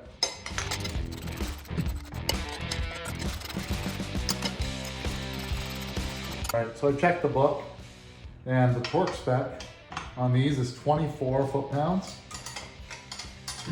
So we're gonna torque them in a cross pattern, all over to 24. And the torque wrench clips when you got that. I don't know if you guys can hear it.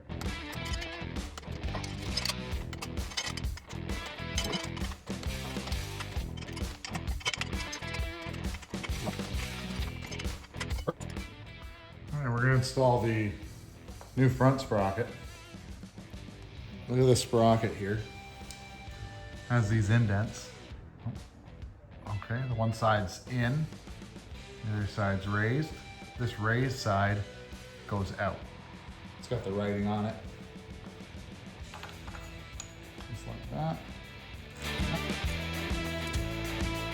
Guys, when it comes to installing the rear tire, make sure you don't forget your wheel spacers. Put them back in the tire.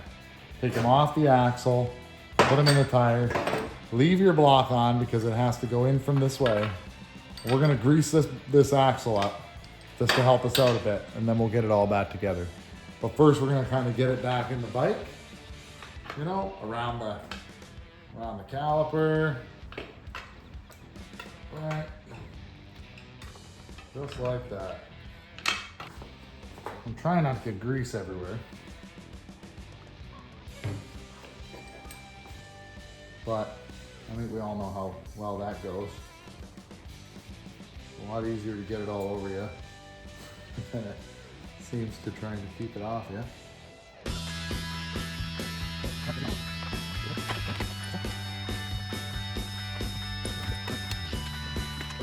We got the axle through. Put another spacer bolt, our washer. We're actually gonna put a brand new nut on because it came in our kit. It actually came with a nut and a washer, so we'll do them both. Make it look fancy. And remember, the nut always on the same side as the disc. You know, the right side, your right hand side. All right, guys, now it's just a matter of running the chain. So we've looped it over the rear, running it up on the new guide. Move the rag out of the way here. It's blocking our intake. Come over top of the sprocket. Bike's in neutral, so we're able to wheel it around the sprocket. All right, over the chain roller, the guide. That's where we have to go.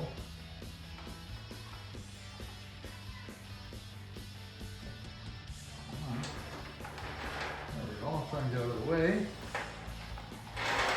Through the chain guide. Remember to go through your chain guide. Don't forget this part. It sucks if you do. I've done it, not gonna lie.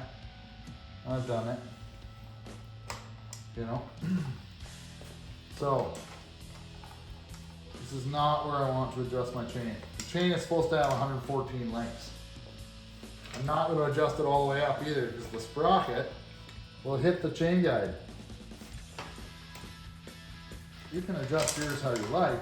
Some guys like them further back, some guys like them further forward. So the chain we bought is obviously too long. We buy them at like 120 links or something. I can't remember exactly what they are. But there's lots of play on this chain, you know. We're going to cut our link here and see how that is. So once we know how many links we want to take out, which one we want to push, I like to mark it. This paint marker is getting wore out, but I like to mark that that's the one I'm going to push. So I can take these links off, and then when I put the master in, it'll hook up perfect. So we got a chain brake tool. You squeeze it, clamps over the link, like so. And as you tighten it, it pushes the pin up. Try and show you guys here. So we've got the one pushed right here. We have to push the other one in order to push this little pin out. So our tool needs to clamp on. See if I can show you. Sorry, see if I can show you there. Let me zoom out a little bit.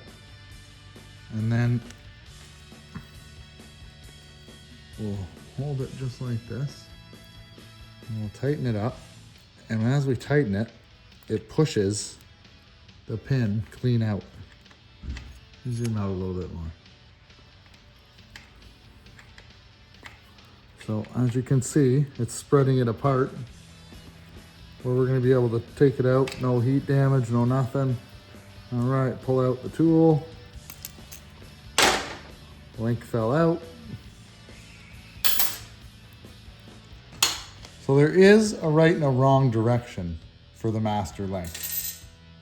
Obviously our link comes through the back, but then you have to put the cap on, you know.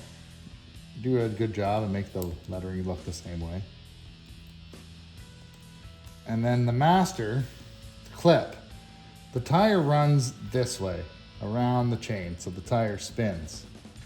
So the link has to go on this way so that if it goes through the mud, when it comes back, it will come back and not pop the clip off. That's the idea behind it. All right. And we've got the clip held on there. I'm gonna grab here and here with a pair of pliers on the pin and simply squeeze it on. Hopefully it goes. That's it. All done. When it comes to adjusting the chain, what we're looking for, what I've always done, is I do a 3-finger at the rim. Okay? Now we're way more than 3 fingers at the rim. This chain obviously needs to be adjusted, but they need to be adjusted equally. The notches on here can get you a pretty close indication to where you're at. Yo, no, I ain't the type to give up. If I do something, man, I do it till I get what I want. I turn a business out of nothing into something I love. I got a poker face, but honestly, I'm not one to bluff.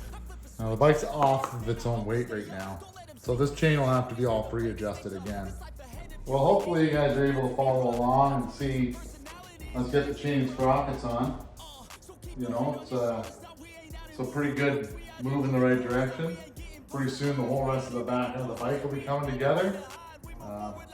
You know, we'll get the brakes all suited up. Everything will be ready to go. Anyway, I see a lot of you guys are actually watching the videos and liking it, and a bunch are subscribing, so I really appreciate it. Hopefully if you keep liking the stuff, you know, you keep watching and subscribe, we can see how far we can take this thing. Anyway, thanks a lot for watching, guys. I'll see you in the next one. Hey guys, in this video, we're dealing with the rear brakes on our 2002 CR250. So for you guys that have been following along, you saw us tear most of this stuff off the bike, and we've already cleaned all the parts.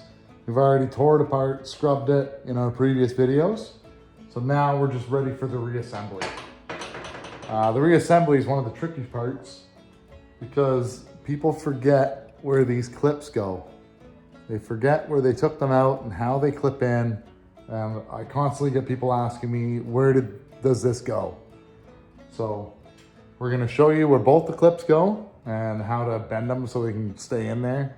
So this rear hanger that slides into the swing arm right here and holds the caliper here and the axle goes through, right? It gets the one clip. So this clip, it's pretty self-explanatory. Goes in just like this, right? This one's really loose, so we're gonna bend up these tabs on the side to make it sit a little tighter.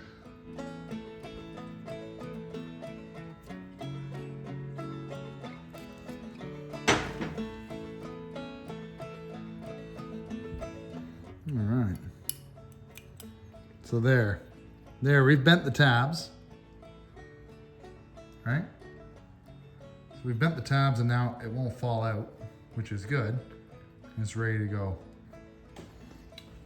All right, so the other one, this pin goes in here that holds your brake pads, goes right through the pinhole. This clips on right on that edge, just like that. Probably a mark on the caliper from where it's been sitting for the last 5 years at least, probably. And they just go in like that.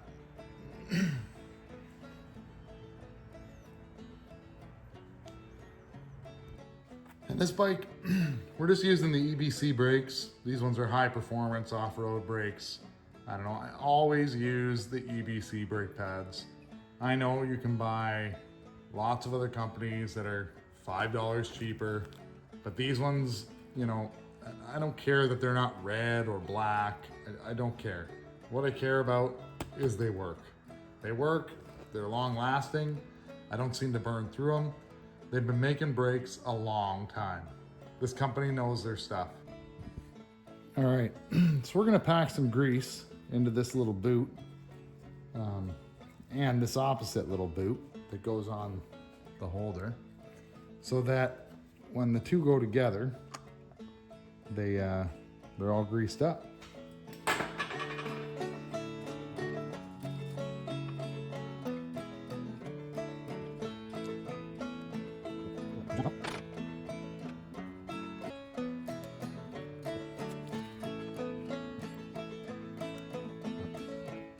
Now we'll drop our pads in.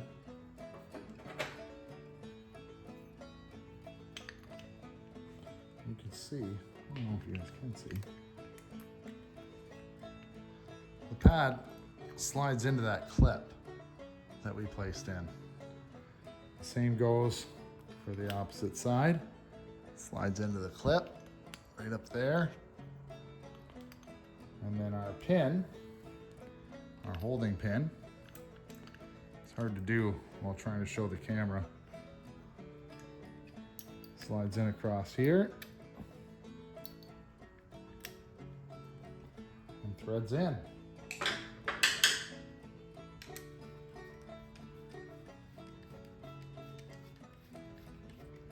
Just snug it up.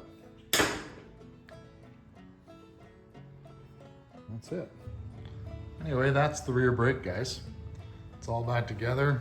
We let some more fluid out so we could push the piston back all the way. Nice gap to fit the disc in.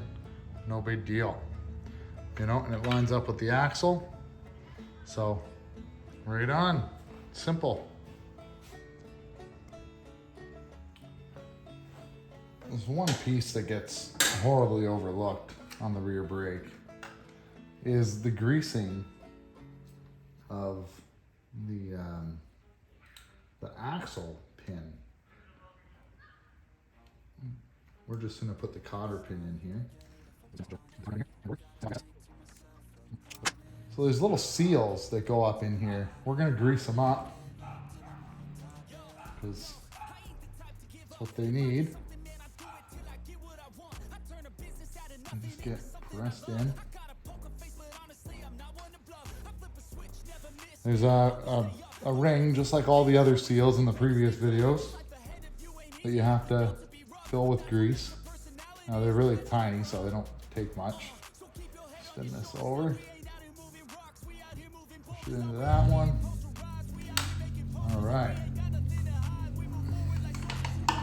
So, the important part that everybody forgets, or nobody does, on the maintenance of their bike, is this shaft goes into here.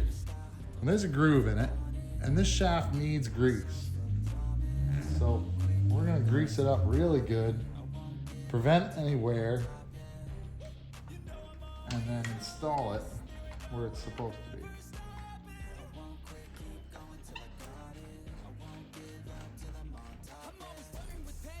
Sucker's fed in there. We'll wipe off the excess grease after. But if people would do this more regularly, like once a year even, they'd prevent the sloppiness of their brake lever. This one has a little bit of play because the aluminum gets wore, but if you keep it greased, it'll last a lifetime, really. Well, hopefully you guys are liking the series so far.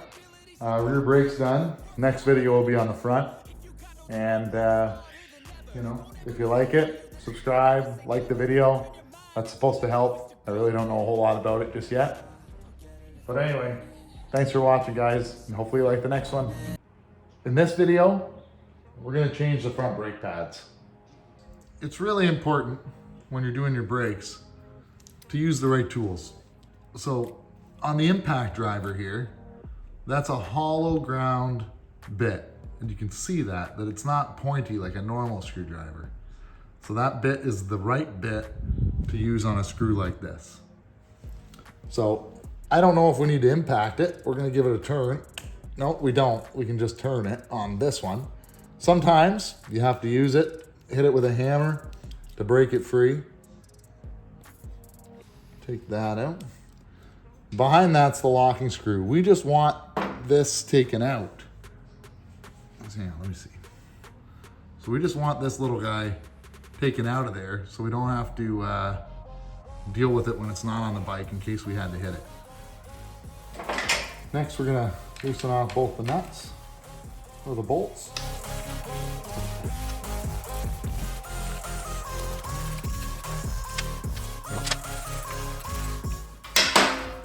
So now the caliper should be able to come off. Now, it's anything like the rear. He's got the piston pushed all the way out. So the pad, I don't know if you guys can see it, but the pads are so worn right here that I think they're delaminating. You see that little, I just can't really see it because of that. But there's a piece falling off right there. Some sort of crud. I don't know what that is. But we're gonna try and push the piston back a bit by putting our screwdriver in underneath. This poor caliper, this whole poor bike, just wasn't taken care of. I don't know. I get it's 20 years old, but I guess that's why I buy them.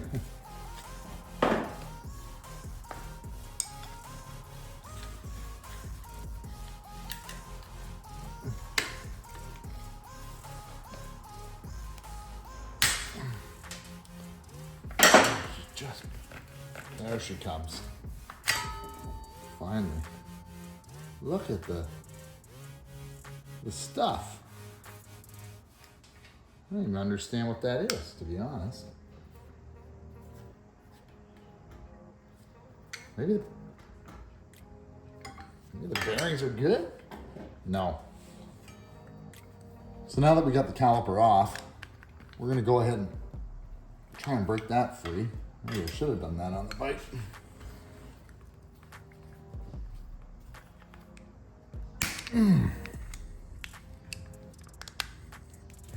We'll take out the pin that holds the pads. The pads should fall out.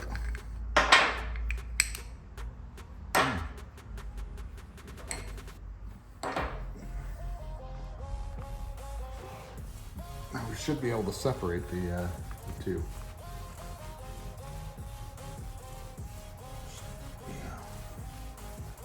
We just pull them apart after this. They do come apart. Clip.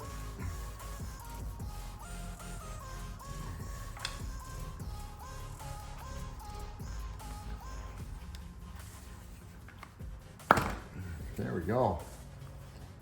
Perfect. This caliper's dirty, all gunked up, no grease left in here. We're gonna clean it up real quick. Push these back. I'll show you guys that. Just zoom in a little bit.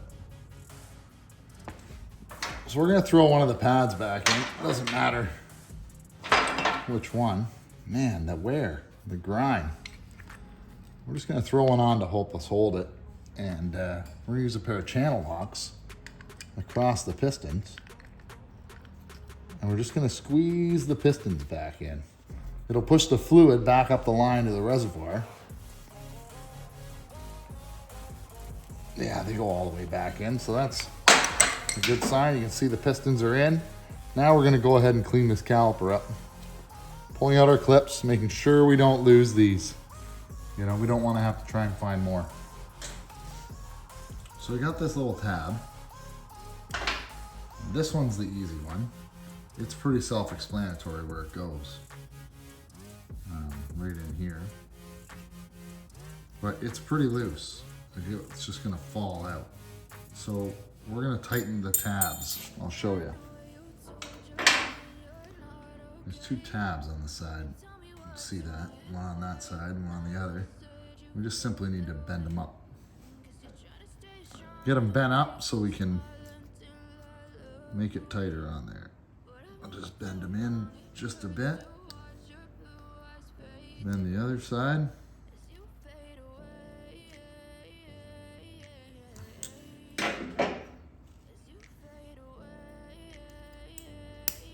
Now it clips in, stays in, it's not gonna fall out.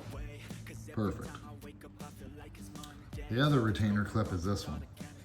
It's got two little tabs in the middle. So we need to bend those so it can clamp on. I'll show you. Just give these a little bend. Not much, just a little bit. Oh, that's a little much. There we go. You can see this thing clips on down in here.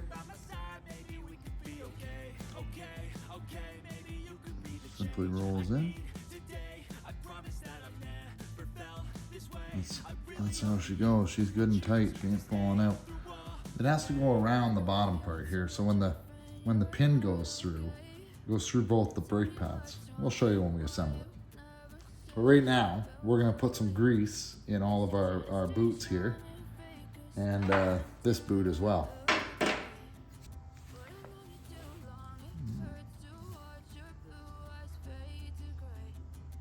Get a little grease down in there. That's plenty. Goes all the way down. The pin goes in and it'll help lubricate it. This one here, it's still in good shape. Not too bad.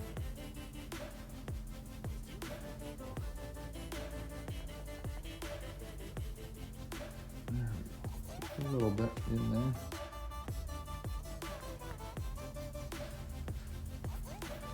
Put a little grease on the pin. A little bit on this pin.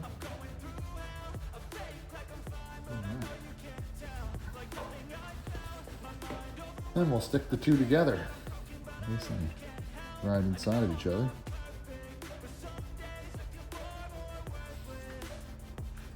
Yeah, just like that. Just like that. Perfect. Calipers back together. Get rid of these gloves so we don't get grease everywhere. Again, guys, if you saw the rear brake video, you know I like my ECB or EBC brake pads.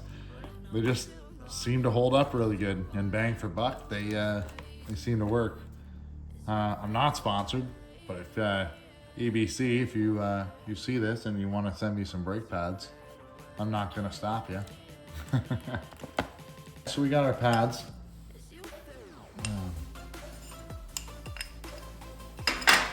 The inside one goes in first. Obviously, I knocked the stupid clip off.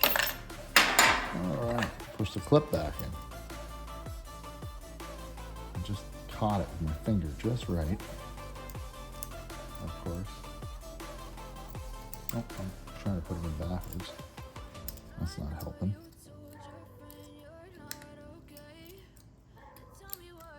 Oh, you bugger.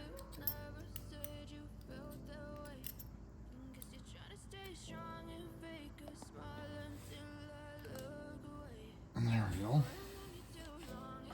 All right. So now the pad goes in. It slides into the top clip up top there. Just like that. And lays there in the bottom. Right there. Oh, the lighting's not that good right here today. If you guys can see. Right into the top one. Now we'll put the other one in. Maybe you can see better. The lighting will hit. It's getting dark out. Have to invest in some lights here. And then we put our cross pin in here. Snug that up. It's down in there. Put our cap in.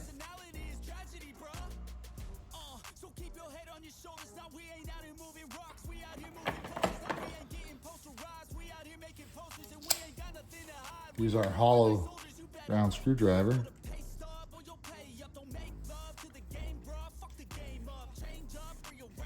So we don't end up damaging it. That's good. And now, all we gotta do is get it on. Just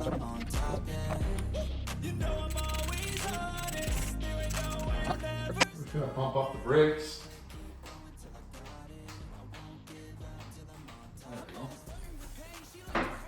Well, we got the brakes all done. The front end's really coming together.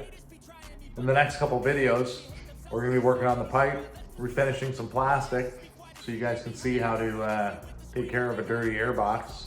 If you guys are liking the videos, hopefully you're clicking the little thumbs up thing and subscribing. Anyway, thanks a lot, guys, and we'll see you in the next one. It's time for the O2 CR. Get a new front tire, New set of wheel bearings. So we've went ahead and removed the caliper. It's out of the way. We're gonna change the pads. You can look for that in the brake video. I'll put a link to it. But we're gonna break the nut free and then loosen all our bolts so we can get this tire off the axle.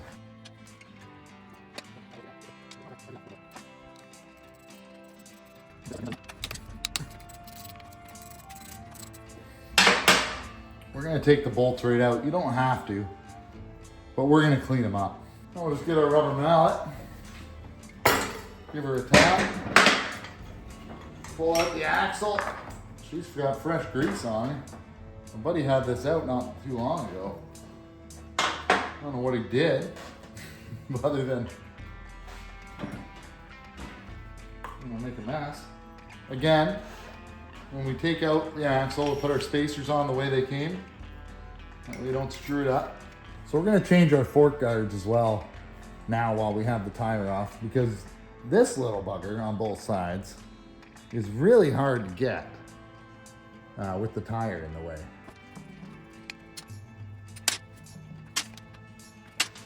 Ooh, look at that mess. Let's face it, I don't think this bike's ever been cleaned properly.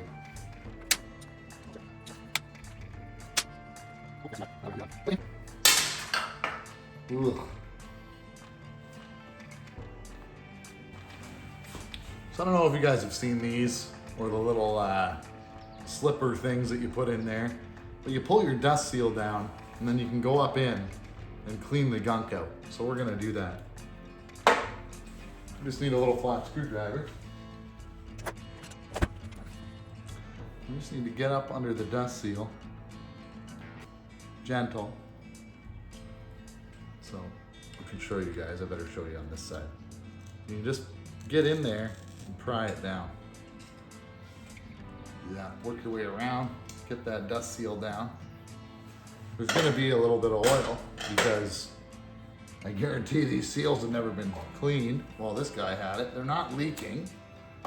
So it just clips on. And then you can just simply run it up. And it pulls all the gunk out. Look at the gunk coming out of there.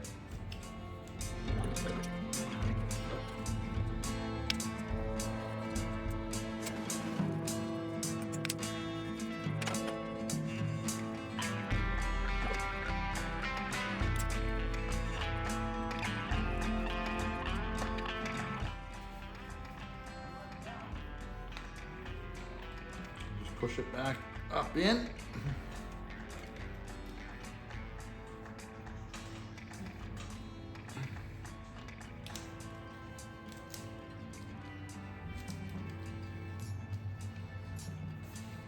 Time to get this front tire off. First thing, pull the valve stem. This thing feels like it's got 1,000 pounds of pressure in it. We'll see.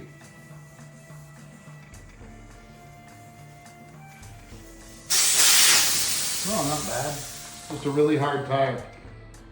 Not Dunlop tire in the front. Alright, we'll just push it off the bead. Sometimes you can do it by hand. You just push down and get it off the bead. If not, tuck your spoon in, push down. Let's see if I can show you guys. We're just tucking it in, pushing down. Tucking it in, pushing down. Tucking it in, pushing down. All right, rim lock here. There. All right. Pull the nut on the valve stem.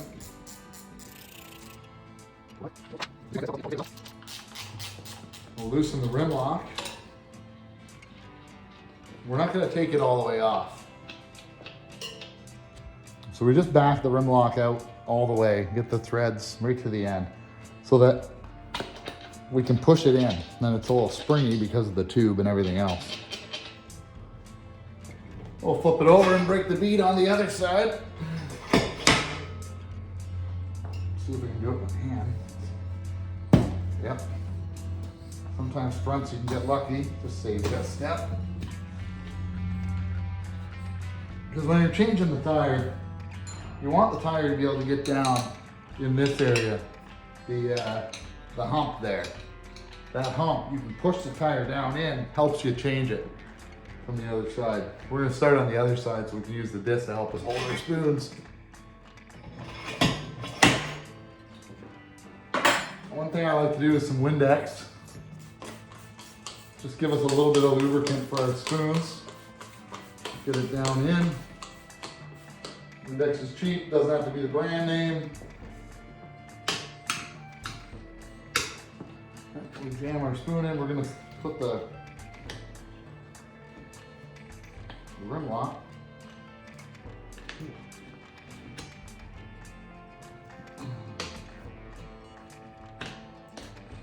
Get one in there. One on this side.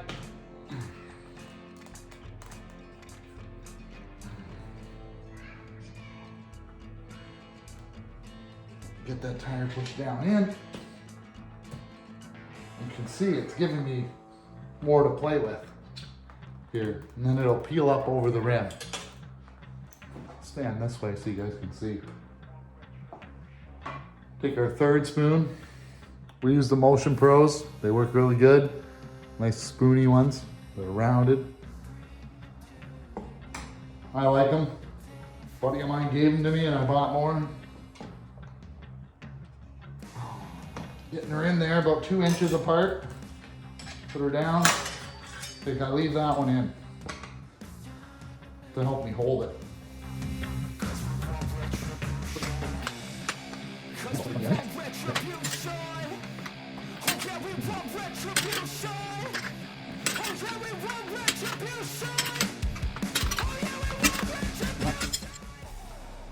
All right, so we got the one side off. We're gonna flip it over now.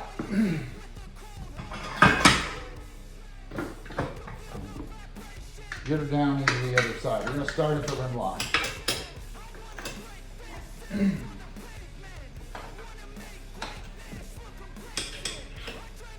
Now there's nothing to connect it to hook it under it. So there's not as much pressure once you do the other side. That's why we leave this one till last. You can basically do it by hand. Some guys don't peel this one all the way off. I've seen that before. I've tried it, doesn't work for me. So I peel it all the way over.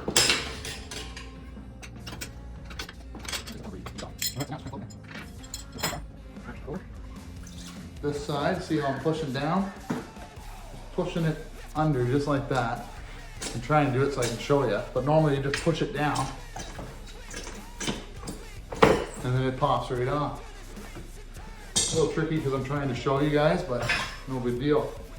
Nice, this rim's still got the rubber on there. Doesn't have the duct tape. If you guys end up taking your tire off and it doesn't have the rubber band, that's okay. This one still does, so we're good. But you could put Gorilla Tape on here. I've done it. I've done it lots. And I show it on my my rear tire video. So don't be discouraged if you rip it. You know what I mean? You can use Gorilla Tape. The bands are nice. They're just, for me, they're hard to get.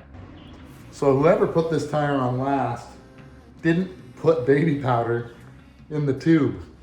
And this tube is stuck to the tire. Like it's like glued in. I can't even get it out. Hang on, let's see what I can do. Like I'm ripping it out of the tire. That's bad. You don't want that. I'm surprised. That's a good tube. Pieces of tire all coming off on the tube. But geez, whoever made this tube, this is a Dunlop tube or something? It's a heavy tube. I don't see any writing on it. That's too bad. Because whoever company this was, I want more. They went through that. Wow. That's a good tube. Baby powder, no name, unscented, cornstarch baby powder. All right.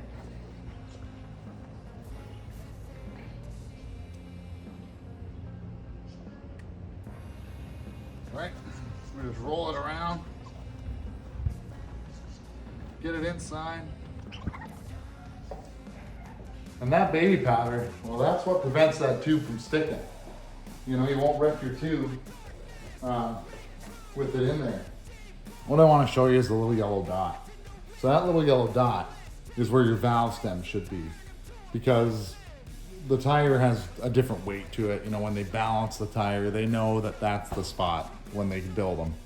So that's where the valve stem should be. Another thing with this front tire, I'm gonna bring it over here. Right here, I don't know if you guys can see it. All right. It's directional. So this tire needs to go this way when it spins, right? So make sure you put that on properly. Zoom out. So the rim on the router side, this tire spins this way. So we're going the right way. Now we just need to put our tube in, align the valve stem with there, and then put the valve stem in the hole. Now's a good time to put the center of your valve stem back into the valve stem itself. The core. Do a little tool, tighten it up. If you don't have one of these, you know, Amazon, there's a million different styles, whatever one you like. We're going to shove our tire in. Keep that close to that yellow dot.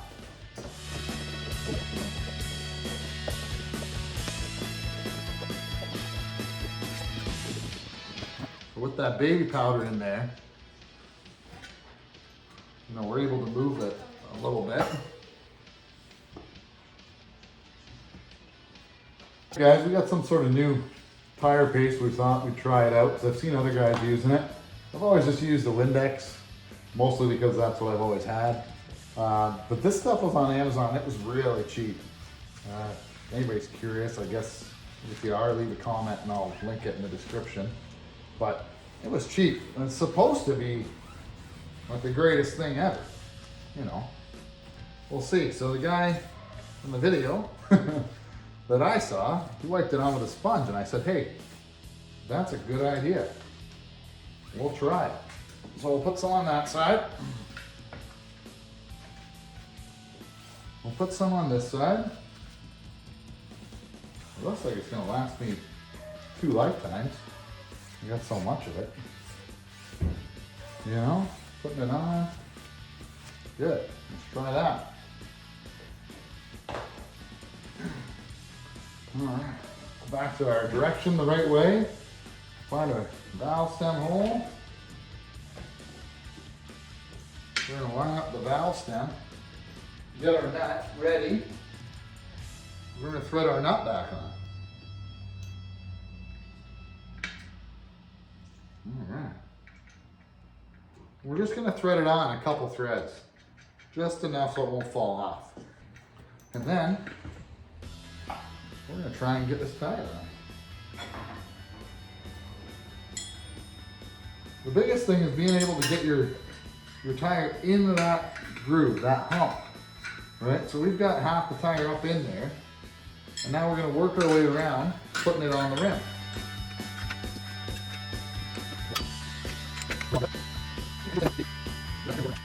Get our tire under. There we go.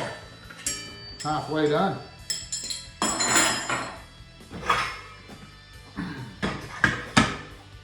Now we've got to deal with this rim lock. You can see it. It's not sitting right. Like to pry it past the rim lock. Get the rim lock to stay in. Come on. There we go. Up and over. Push the rim lock in. Pull our tool out.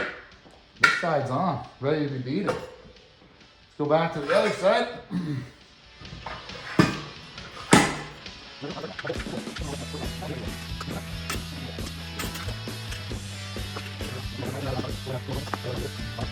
So this tire paste is a world of difference, really. You know, front tires are easier than rear tires, that's for sure. You know, but man, we're just smoothing right along. It's not as warm out today, so it's still hot.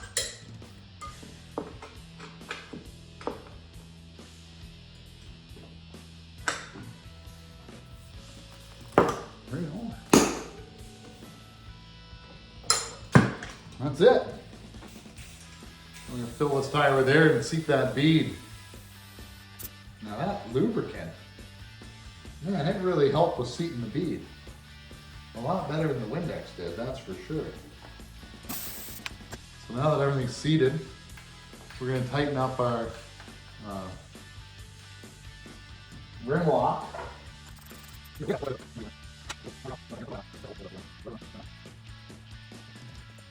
Zero our gauge.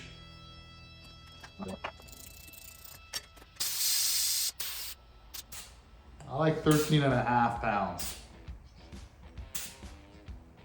for where I ride, so 13.5. We're gonna change these front wheel bearings. I've already put the bearings in the freezer to shrink them up to help the install. We gotta get the dust seal out and get the old ones out of it. So I just usually use a screwdriver. Pop that dust seal out, that one flying. I like to use some of the penetrating lube. Just spray a little bit in there in case they're rusted in. They usually are. Let her sit while I get my blind bearing puller ready. You get a whole kit when you buy them, which is handy. That one looks about right. Yeah, so it simply fits down inside and it locks in just under the bearing on the bearing collar. You tighten it up. If you have a crescent wrench, you don't need an 1/16 wrench, just an adjustable wrench or something that'll hold it. And then you just tighten it up, snug to the inside of the bearing. Put in the slide hammer. We've got ours pretty crooked in there, but it's tight. And then we're gonna give her a whack and hopefully she comes out. Oh yeah, right out. The whole shaft and everything. Perfect.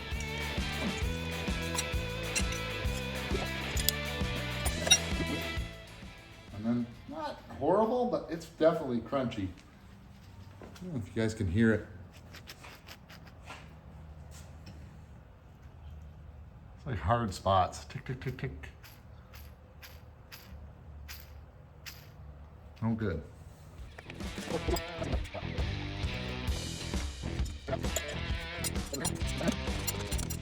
Right out. That was pretty simple. We got an all balls kit. Fresh out of the freezer. You can see them frosting up pretty good. That's the grease we use. It's whatever we bought. It's pretty good. I like it. Get some grease on the end of our brush. We're gonna brush the inside of this area here. Where the bearing goes, we're gonna flip the tire and do the same on the other side. We have 2 bearings in the kit and 2 seals. They're identical, so we don't need to worry about what one we put in what side.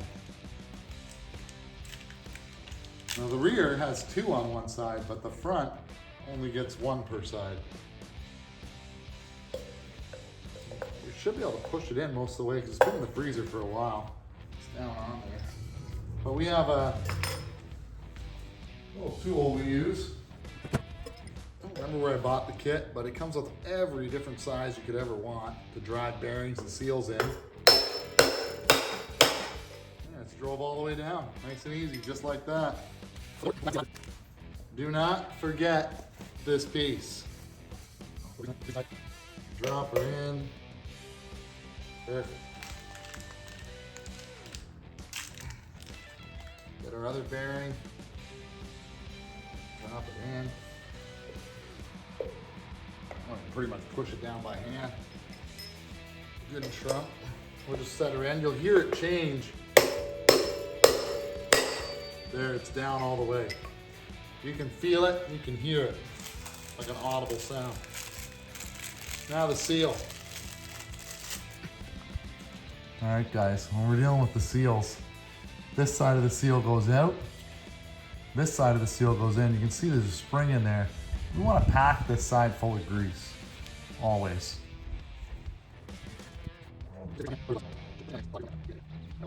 We just push this in by hand usually.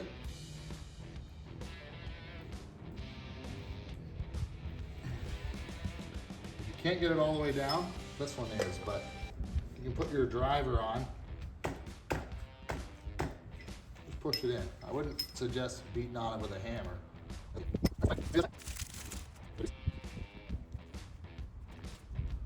That's it.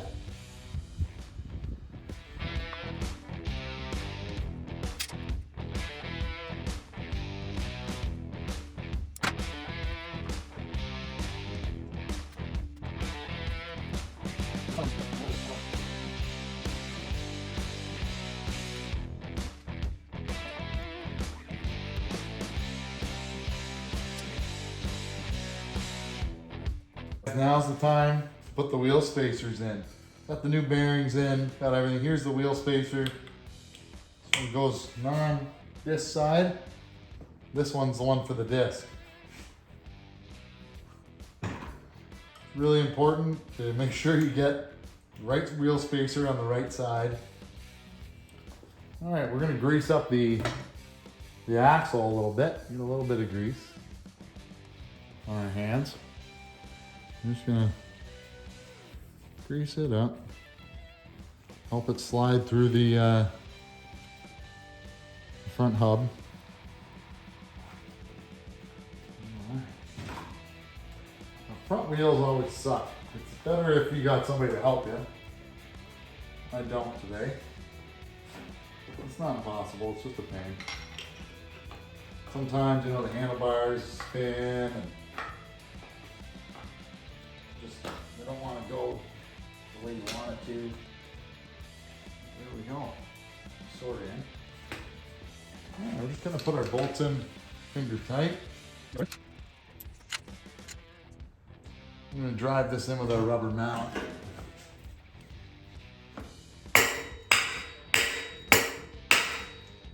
Should be flush. I'm going to thread our nut on hand tight.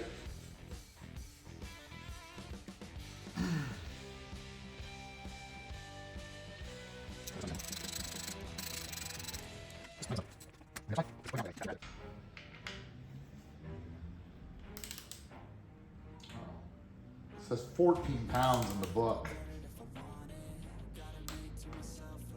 It's not much at all.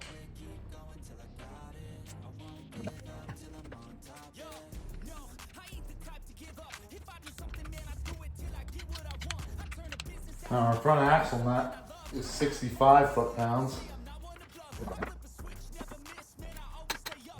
So the front tire's done, the bearings are in, you know, the front end's really coming back together.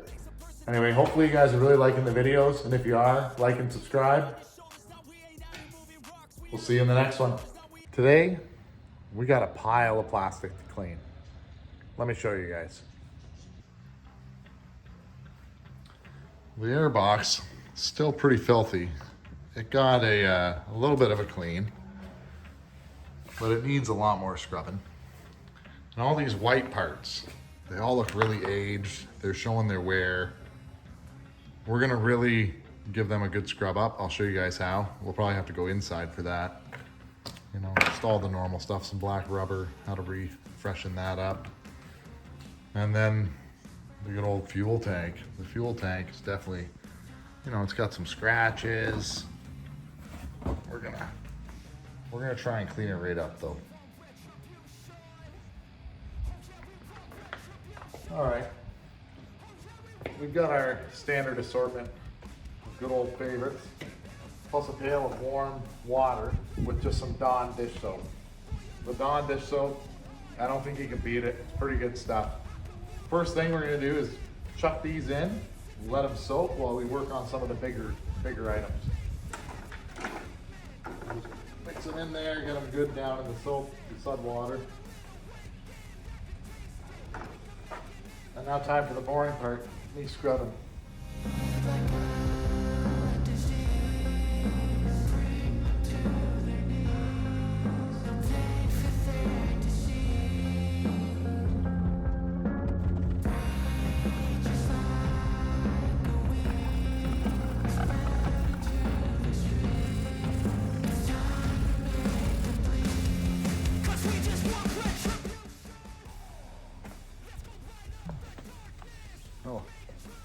coat this one down with the simple green. Lots of the simple green. Hopefully it'll get underneath it. And these cheap green scrubbers, you know, they're really abrasive though. You got to be careful with these. I just buy them at the dollar store rather than use the expensive ones on this. I use the expensive ones on the frame and stuff, but these cheap ones really seem to, you know, work here. That's simple green. Man, I could barely scrape that stuff off with a scraper. The simple green seems to be pulling it up. So we put a little Dawn dish soap on here. We're just gonna scrub it off. Yeah, that's working pretty good.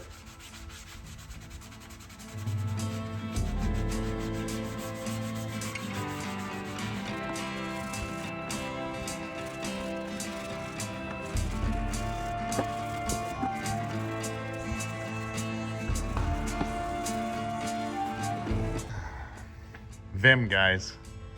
Vim with bleach. That's the trick to whitening up plastics.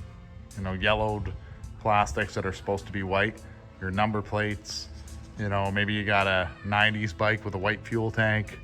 This is what you use to bring it back white.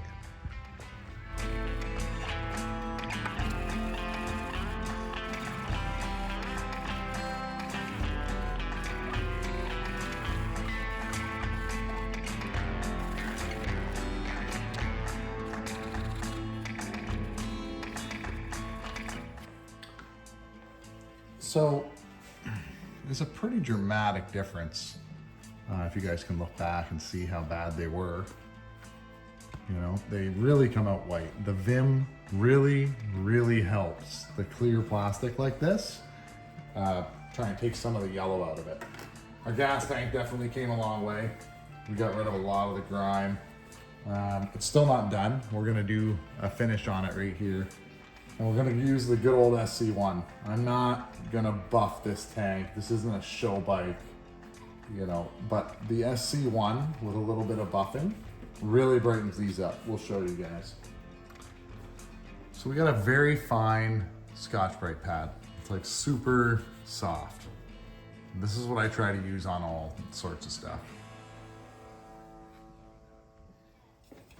All right, we got the SC1. I think everybody who owns a dirt bike knows about this stuff, and if not, you're gonna learn. It's like new bike in a can, and it smells really good. I like the smell. We'll just spray paint it on.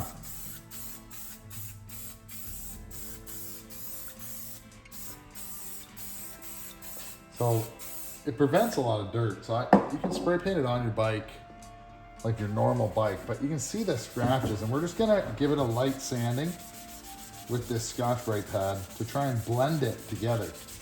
The SC1 kind of helps work its way in. It's actually really good. This isn't the recommended use, by the way.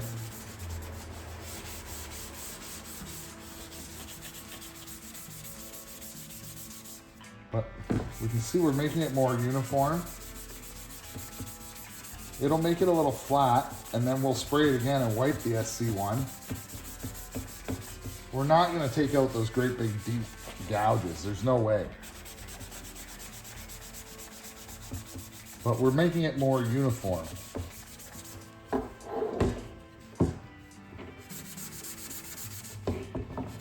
I'll try and do one side of the tank. And I haven't really sprayed this side yet, so I'll try and show you guys.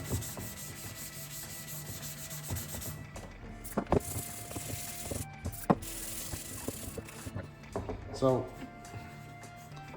we can see it's a lot more uniform now in the glare here from the lights. All right, so we're gonna wipe it down with paper towel. I'm not gonna use my red shop rags. The red shop rags, the problem is they kind of bleed some of the red. I dried this off with a red shop rag, and we're still pulling out some of the red dirt and whatnot. We're gonna just wipe down the area we've already cleaned here on video.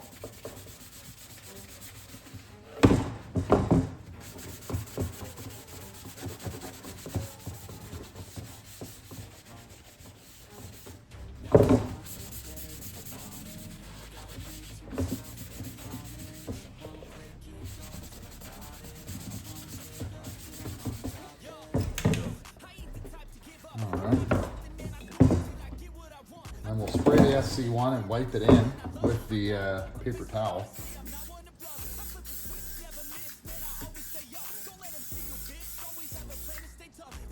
Kind of let it set up for a minute.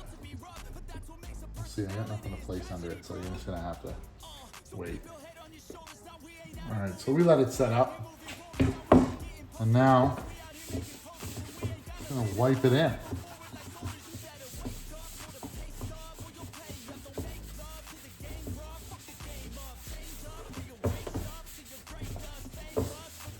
Oh, that looks good.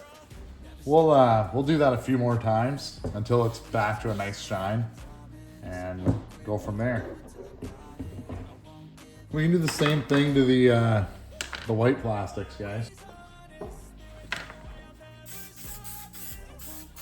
Obviously, it makes them shiny. That's kind of what this thing does.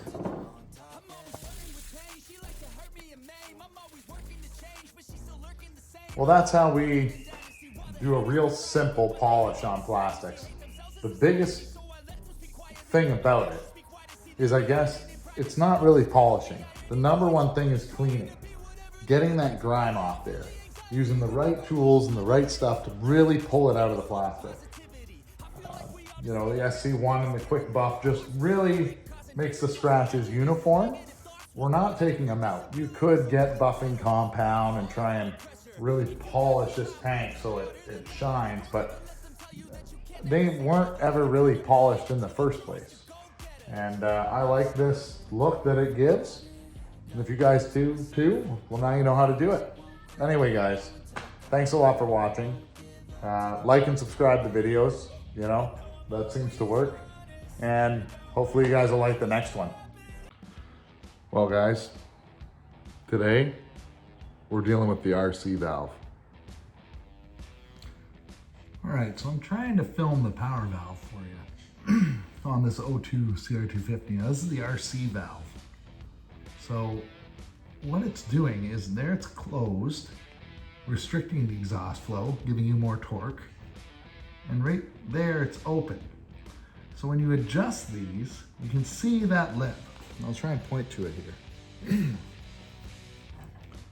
So it's too open right now. See that lip right there? Try and see. You can just see it. Like right there is perfect. It's smooth across. There is too far. I'm hitting the cylinder. So a lot of people, when they're adjusting the RC valve, they adjust it all the way open, or all the way closed. So what you actually need to do is have this, when you adjust it, till that is open enough to be flush. I use my finger, put it in, I can feel the lip. And then I feel till I'm like, right there, that's perfect. So that is a perfect setup. So when I adjust my cables, I want the cables, when the solenoid is fully open, it adjusts the power valve there. If you adjust past that and go too far, you're actually going to lose power. This is how Honda recommends them to be adjusted. This isn't crank the cable till it bends. This is the exact way it's supposed to be adjusted. So you feel, you drop it down. You could use a straight edge, like a ruler. Again, this is the closed position. That's the too far open position. And right there is the full open. Too far, full open. You know, it's about 1/8 of an inch difference. So when they talk about the 10 millimeter rule, it's a measurement created in between here, but that number can vary. 2 mil is like 1/16 of an inch. Well, that's a lot of difference. So you want to make sure you adjust it properly. Closed, open, closed, open.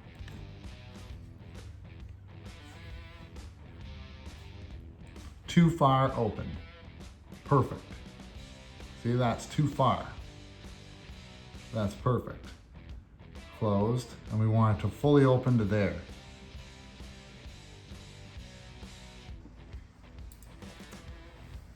So this cable runs on the outside and up and in. So we're gonna route it.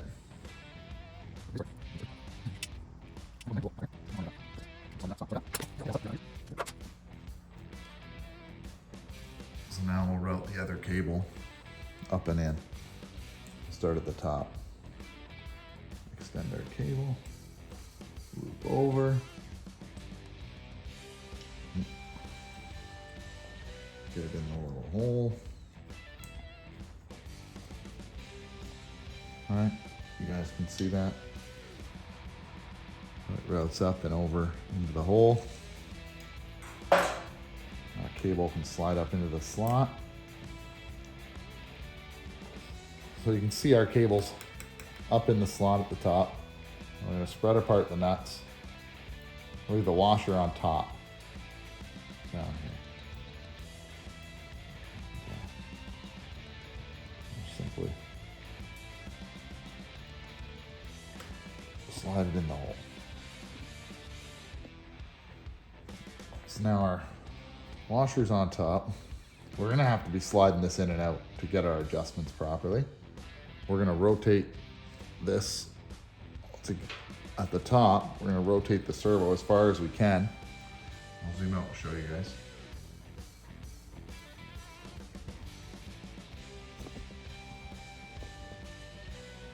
So we've rotated the servo up here as far as we can down in order to get some more play on the cable. So what we're gonna do is remove this nut to allow us to get the cables in. We simply take the 10mm nut off. There's a washer, don't lose them. And this butterfly can come out, giving us a lot of extra play to get our cable in.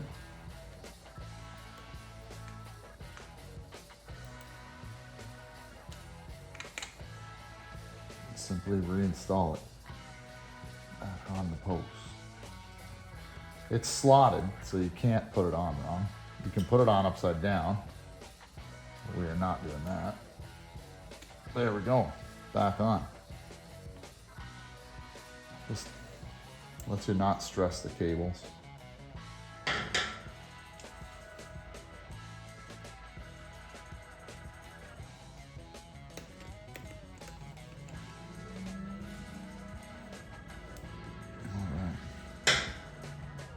Time to adjust. So when the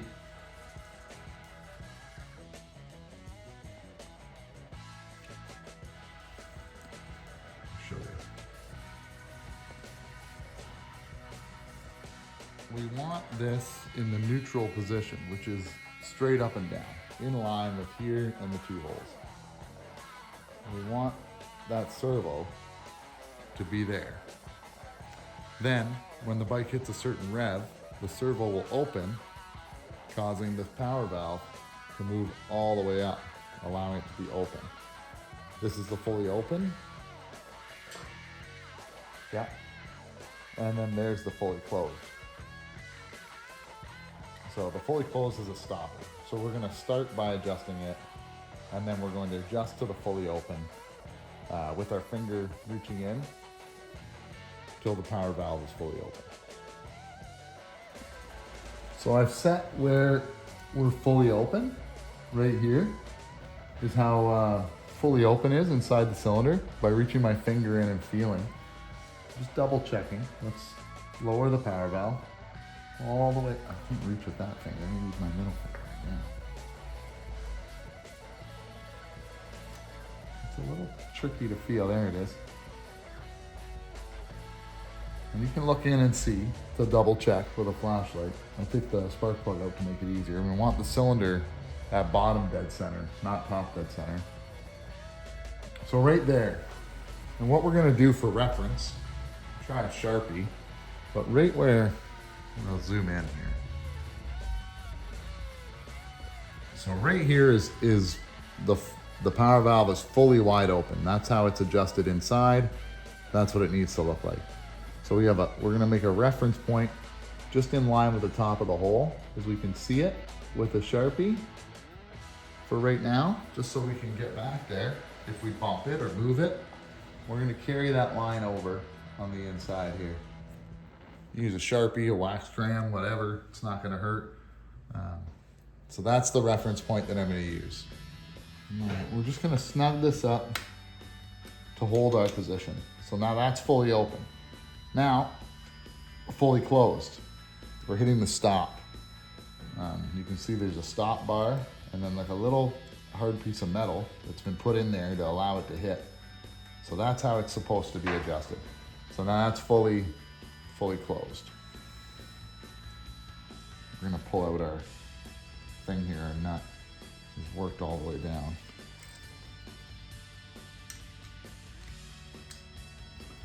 The hardest part's getting that rubber out of the way. I'm gonna tighten down our nut here to hold it.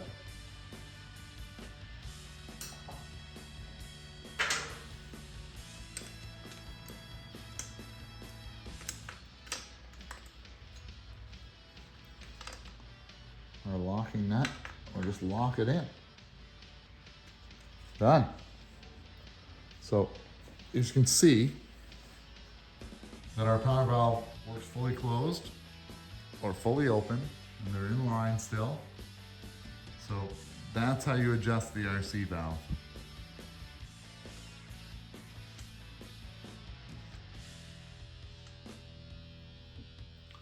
You can see we don't have an extreme amount of tension. Right now it's at fully open.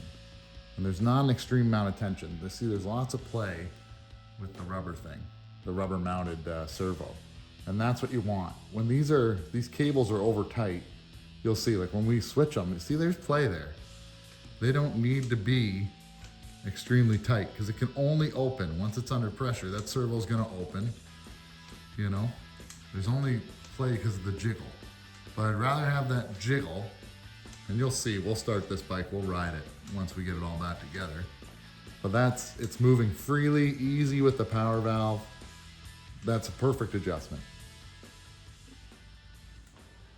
Well, the RC valve's pretty simple. Like, you guys seen how easy it was to adjust. It really took no time at all. It's harder for me to film it than it is to just do it. But, you know, all these things will help, from your 02 to 07 CR. These are common things that guys screw up. They want to tighten them down and get those cables so tight that it's pulling tension on that plastic mounted servo, and that just causes a tremendous amount of problems. Your power valve's not opening at the proper time, not working with the proper RPMs. There's just too much tension. This whole 10 mil theory, I don't worry about this 10 mil theory. I worry about the power valve being open all the way or being closed all the way. Those are the important things. If you guys like the video, like and subscribe, and we'll see you guys in the next one.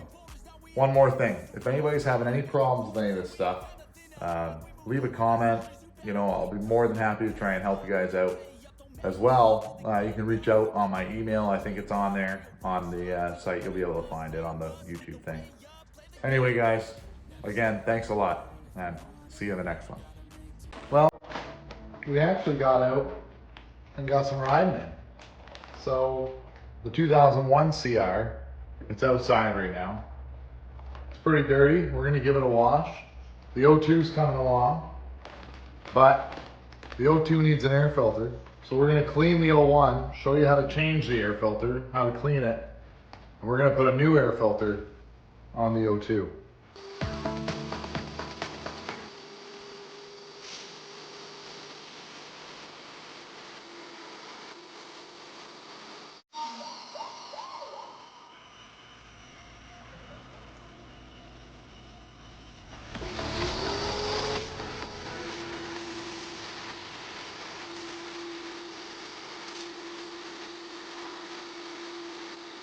First things first, bike's been cleaned. Let's get this seat off. I've already taken the other bolt out.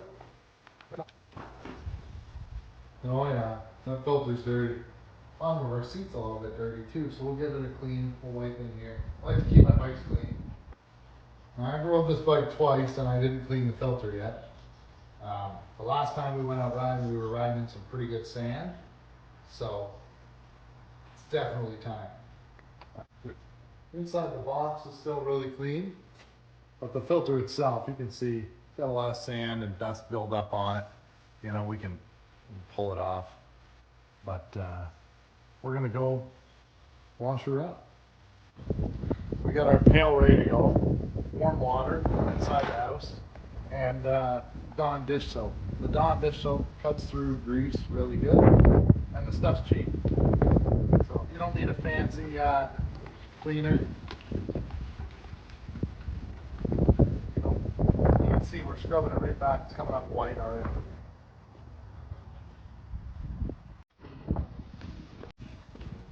You can see the filter really came clean, but this one's pretty damaged.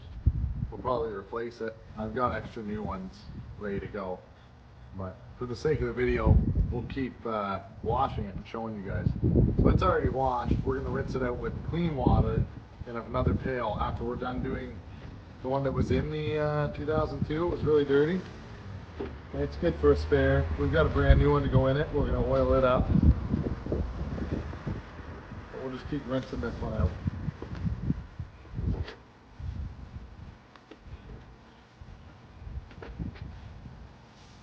Just dunking it in and basically squeezing it and lightly rubbing off any big dirt.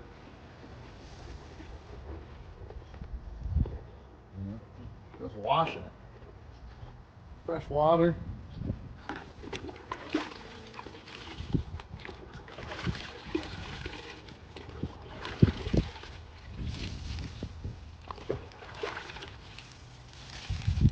That filter really cleaned up.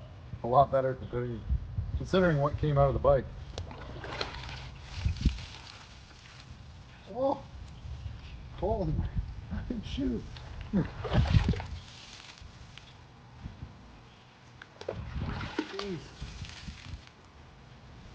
All right. I'm not wringing it. I'm not wringing out the filter. I'm just squeezing it.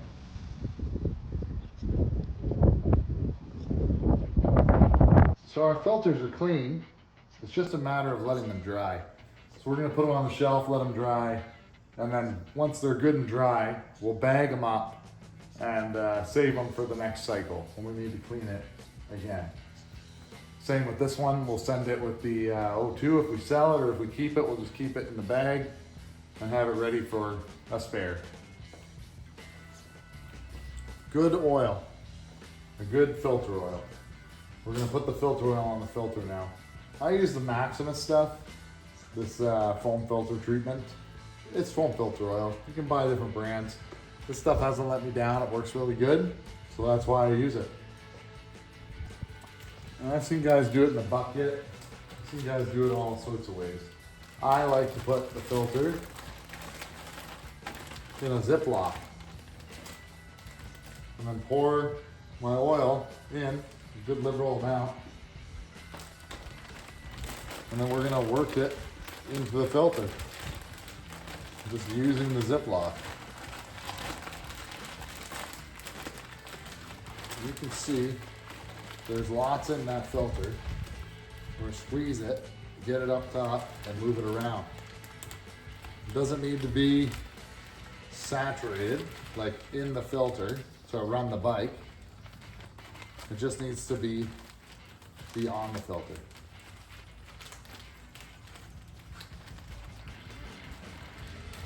Put it back in the bag. This is just to help me keep it together. Show ya. Hopefully you guys can see. If we go here, you can see that it's bleeding through a bit. We don't need that much. And we're just gonna rub it into the filter.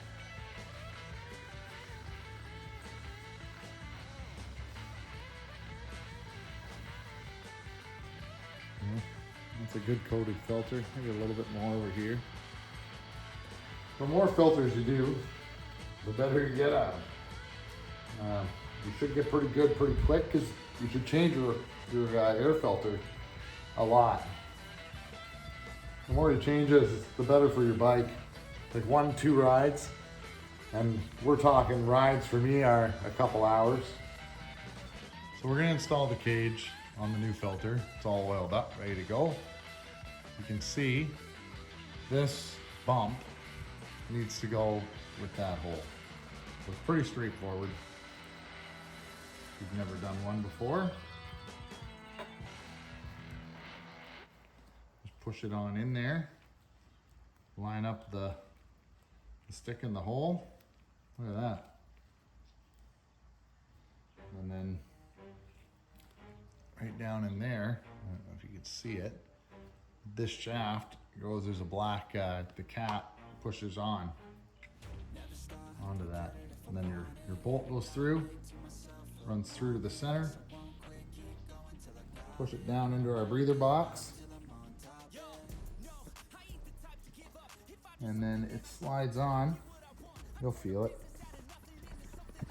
Trying to film and do this is a pain in the butt sometimes. Don't let them see you, bitch. Always have a plan to stay tough. This life ahead of you ain't easy. It was built to be rough. But that's what makes a personality. Oh yeah, good. Just double checking the seal. Seal's real good. Now I can finally get rid of these gloves because they're pretty covered in sticky oil. But that's really all there is to changing your air filter. There's not a whole lot to it. Very straightforward and simple. All you really need to do. Just part of your normal maintenance that needs to happen. You stay on top of it, the bike will run a lot better and keep running. Anyway, if you guys like the video, I appreciate all the likes and stuff. She like to hurt me and maim. I'm always working to change, but she's still lurking the same. I keep on building a dynasty while the haters be trying me, but they hate from inside. You see, hate. But that really is all there is to changing your air filter. Takes 2 minutes to clean it, and a minute to unbolt the seat. You know, and if you have a spare ready to go, just put some oil on it, install it. Let your other ones sit and dry. You know, it's the way I always do it. Anyway, guys, thanks a lot for watching. Hopefully you can see that we're making progress on the O2. We got to redo the seat. We got a whole pile of different seat covers to pick from. So I'm going to pick one and then see what we can do. Anyway, thanks for watching, guys. And I'll see you in the next one. We're getting rid of this old black seat and we're going back to red. So this will be a good one.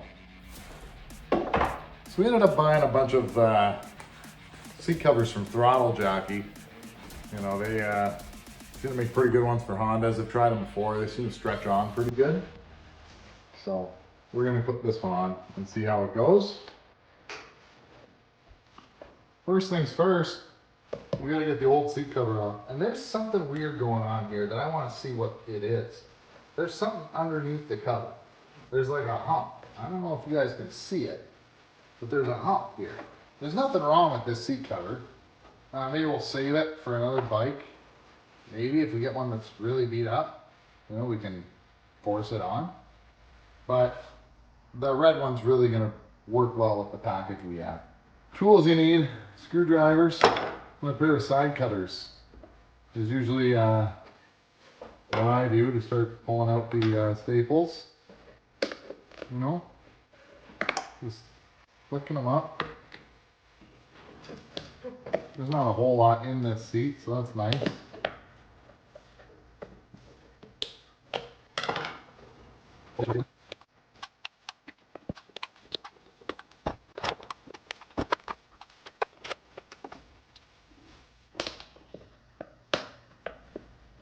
Now this Honda seat looks a lot easier than the Kawasaki seat I did. The Kawasaki seat I did had all sorts of stupid humps everywhere.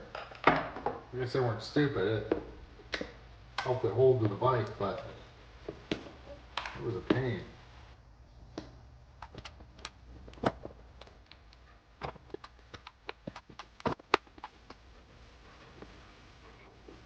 Yeah, what the?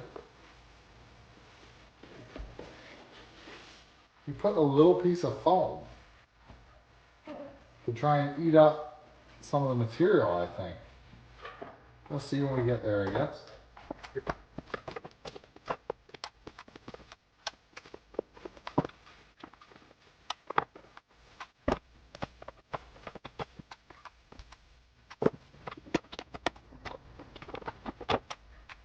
The foam's in really good shape.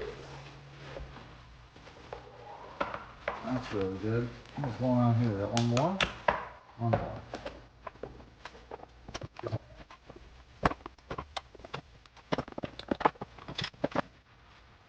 I'm just going to try and scrub some of the dirt off.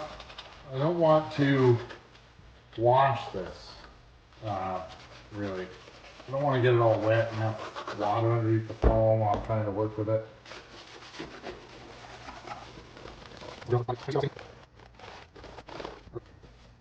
Just clean off our work area here and clean off the seat. Looks like there's something stuck in the foam here. Now you probably never notice it, but it looks like a tree branch. There's a thorn.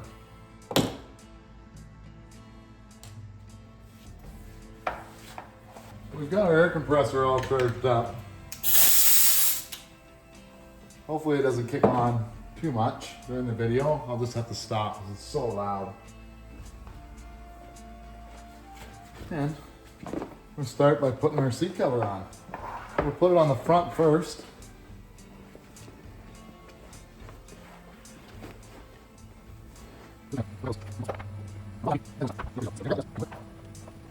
Just about lining it up. Just trying to be picky.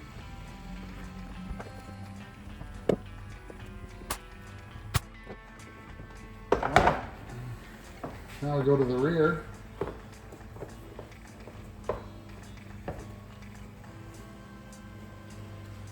Try and line up the throttle jockey logo in the center,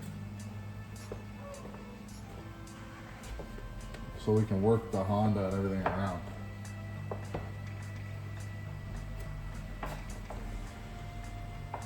You guys can see that, hopefully.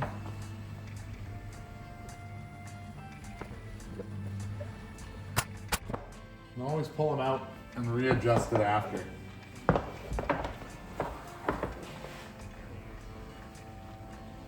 Now, you pull the sides down.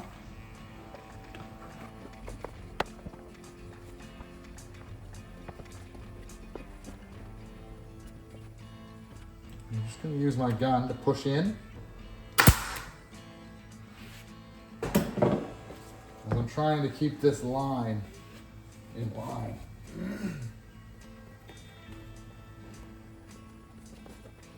I'll pull the other side so we can see. I know it's probably hard to follow. I need like an overhead camera.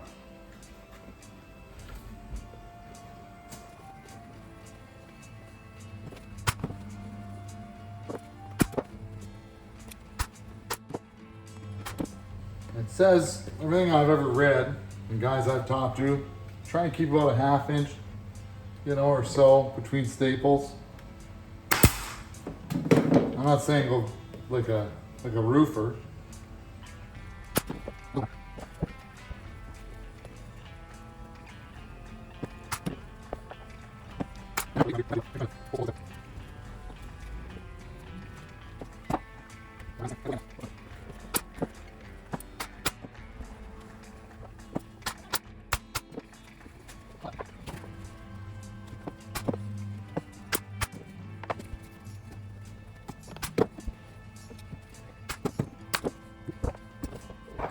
This is the problem I've had in the past, is I've done a really good job on the seat and they look amazing. As soon as you go to put it on, they wrinkle up because you're pushing this against the gas tank and then they stay wrinkled. So hopefully we don't end up with that. Right.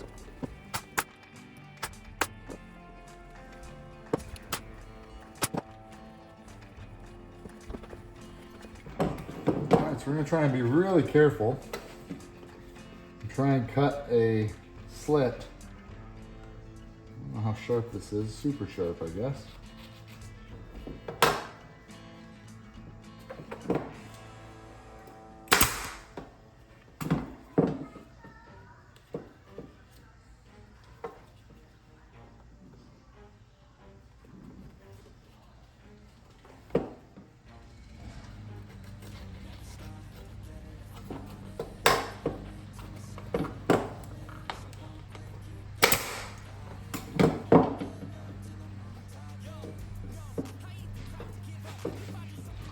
I'm actually just gonna, I don't know if you can see it, I'm gonna cut it up pretty high and just kind of tuck it around.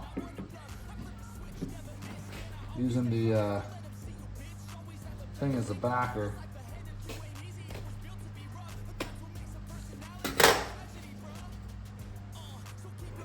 That looks pretty good.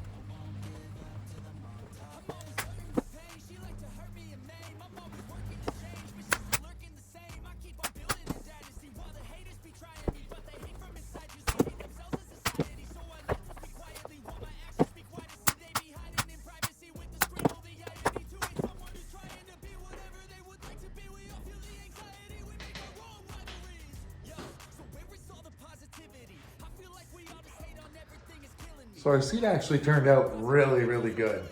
I'm really happy with it. Anyway, like and subscribe to the video. And thanks for watching, guys. See you in the next one.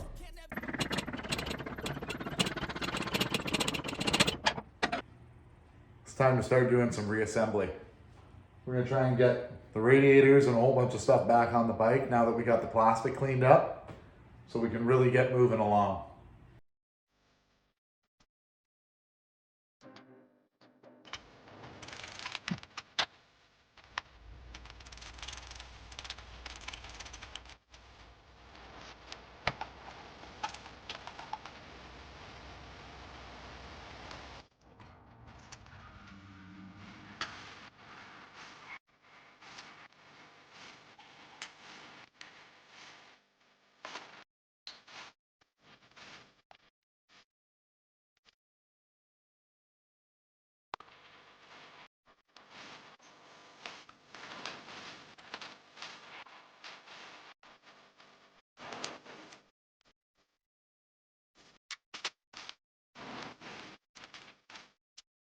All right, guys, so we've got a couple of bolts here that hold this onto the breather box. They're really rusty, so we just sanded them up with the Scotch-Brite pad, a little bit of sandpaper. Now we're going to throw on a little bit of primer and then some black spray paint.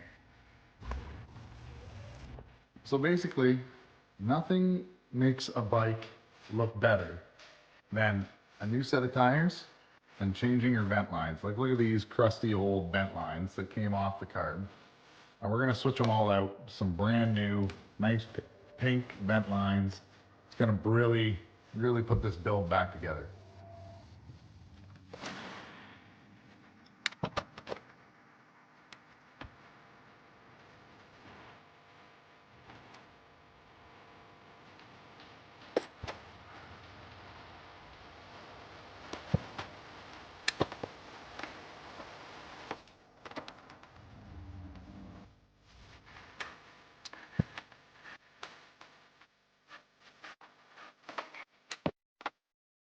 One thing to note, guys, if you do buy vent hose for your Carb to make your build look better, the sizing is different for the from your normal vent lines to this one underneath on the TMX Carbs and some of the Kena Carbs or Kena or whatever. They change. So this one already cut to length. The company sent me. It's a sample. Now I did buy a bunch more of it because it's really good. But that way, All the lines are there, you know, perfect.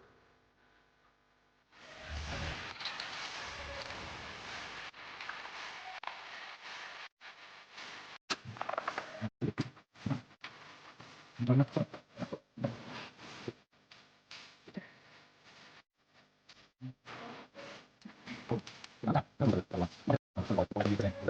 got a pile of hose just laying all up, bundled up in here.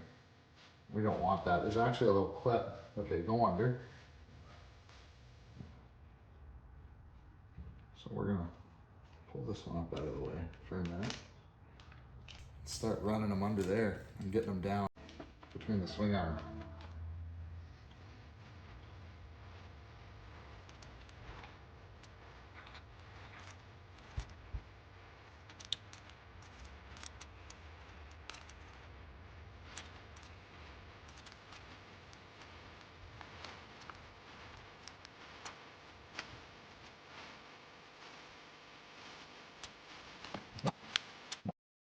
Alright, we'll bring the subframe around.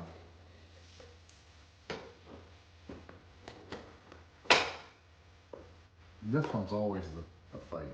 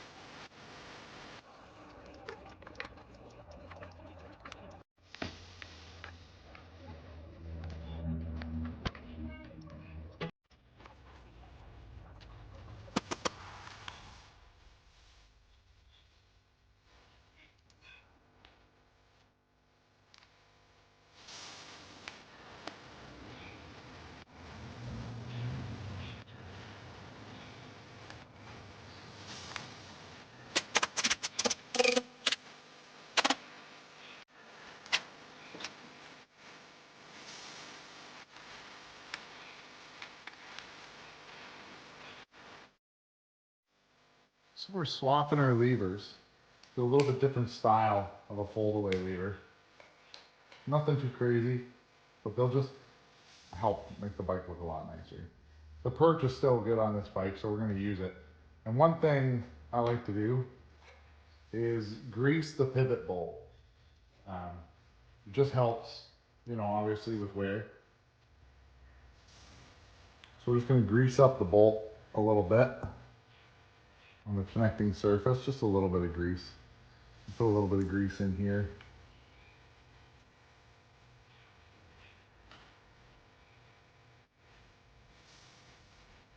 We'll put our new breakaway lever in. A lot nicer looking than the lovely silver one.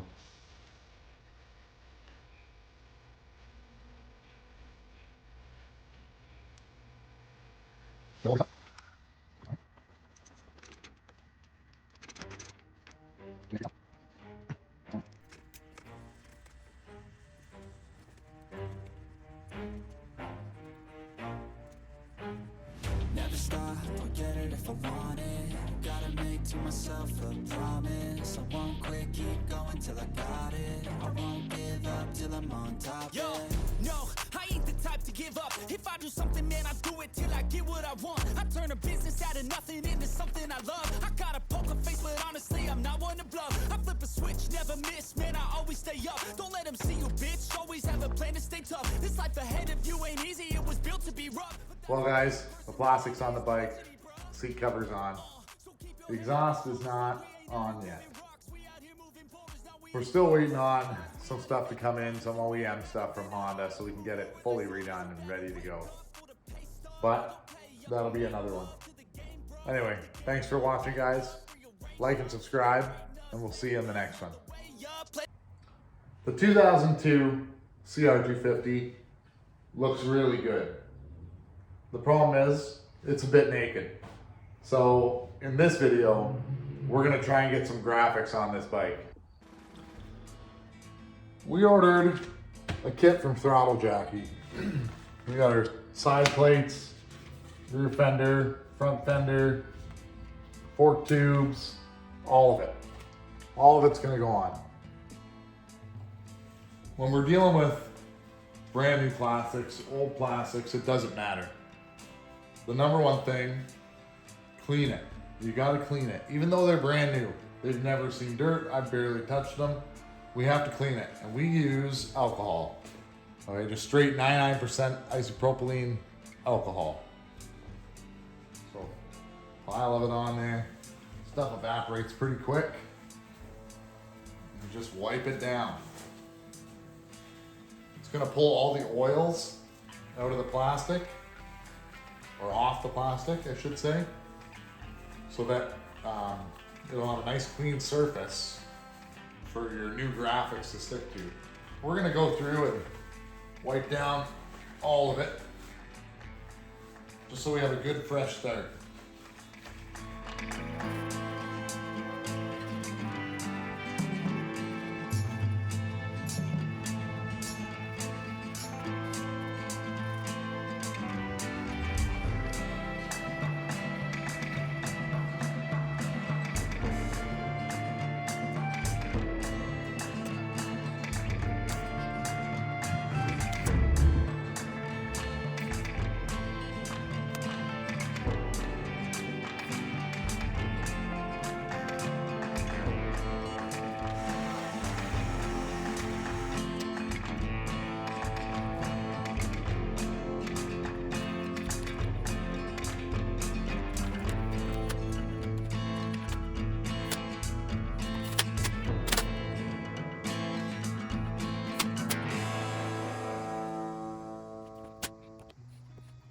Seen a lot of change, been through a lot of pain. Some things are not the same as they were a year ago, but all will be okay. I move on each and every day. The past is where it stays. Way back a year. I'm just working any of the bubbles that build up underneath here. I'm just working them down into the slit so that they come out. It's laying down really good actually. I think it looks good.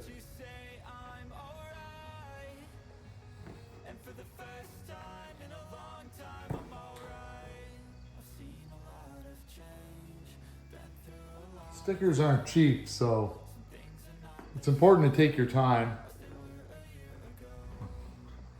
and get a really nice result. Don't worry that they're marked up or got some glue on them from the sticker side from touching it. That's easy to remove. It's easy to clean up after. We're gonna put a little bit of heat to help it set in so it doesn't want to lift, hopefully.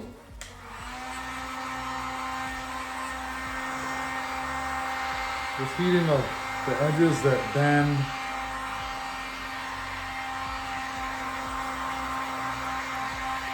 Allowing it to lay down flatter.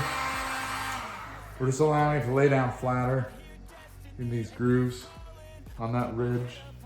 We're just trying to put a little bit of heat.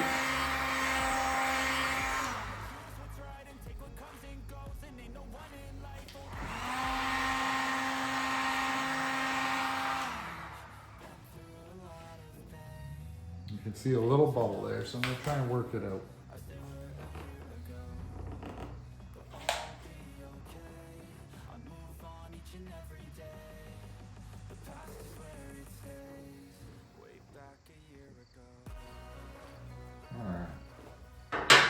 one important thing when you're trying to install your graphics is try and find a couple key points. On this one, it's going to be here on this hole, and then probably this front corner is where I'm going to try and stick, and then work my way around. Now I'm going to pull the seat off to make it a little easier because I don't want to have to deal with this curl with the seat on.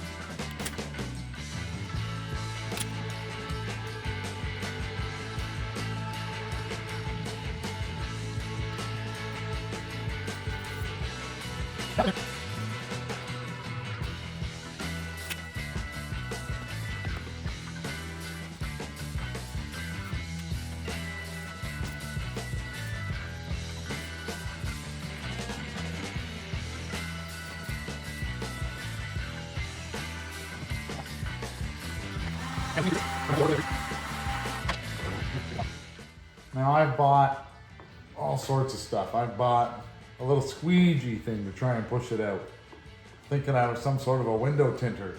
It didn't work. It didn't work at all. It left me with worse bubbles than I ever had. But I made it work. This, I just use my fingers now. And I really just go over it and try not to, if you get it too hot, you need to let it rest. Let it cool off, and then you can push it back on.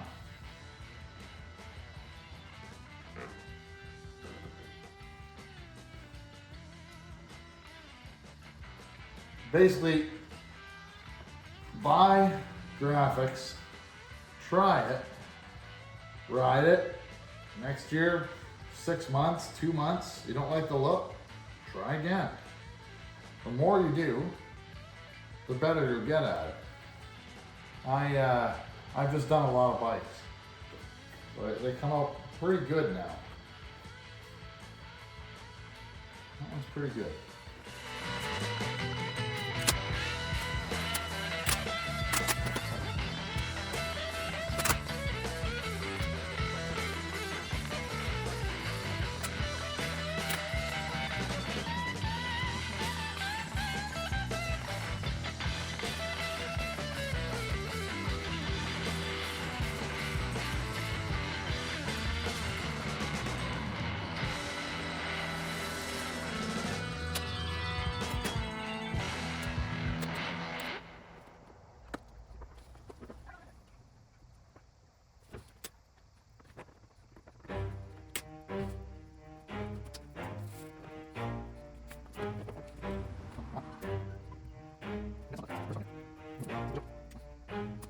Never stop, I'll get it if I want it. Gotta make to myself a promise. I won't quit, keep going till I got it. I won't give up till I'm on top. Yo, no, I ain't the type to give up. If I do something, man, I do it till I get what I want. I turn a business out of nothing into something I love. I got a poker face, but honestly, I'm not one to bluff. I flip a switch, never miss, man, I always stay up. Don't let them see you, bitch, always have a plan to stay tough. This life ahead of you ain't easy, it was built to be rough. But that's what makes a personality, is tragedy, bruh. So keep your head on your shoulders. Now we ain't out here moving rocks, we out here moving boulders. Now we ain't getting pressurized, we out here making posters. And we ain't got nothing to hide, we move forward like soldiers. You better wake up for the pay stub, or you'll pay up. Don't make love to the game, bruh, fuck the game up. Change up, rearrange stuff to your greatness. Famous for the way up, play the game, bruh. Never stop, I'll get it if I want it. Gotta make to myself a promise. I won't quit, keep going till I got it. I won't give up till I'm on top, yeah. You know I'm always honest, there ain't no way I'm ever stopping. I won't quit, keep going till I got it. I won't give up till I'm on top. I'm always flirting with pain, she like to hurt me and maim. I'm always working to change, but she's still lurking the same. I keep on building a dynasty while the haters be trying me, but they hate from inside. You see, hate themselves in society, so I let them speak quietly while my actions speak wider. See, they be hiding in privacy with the screen. Oh, the irony to hate someone who's trying to be whatever they would like to be. We all feel the anxiety, we make our own rivalry. So it's a few days later. I totally forgot to film an ending to the graphics video, but obviously the graphics are on. We've made some more progress on the bike and some more videos. They're not out yet. We have to edit them up, but thanks for watching, guys, and I'll see you in the next one. Our parts came in. It's time to get the exhaust on. But first, what we gotta do, get these covers off and send away for coating. All right, so in order to get the cover off, you have to pull the rear brake off and out of the way. Just bring it back this way.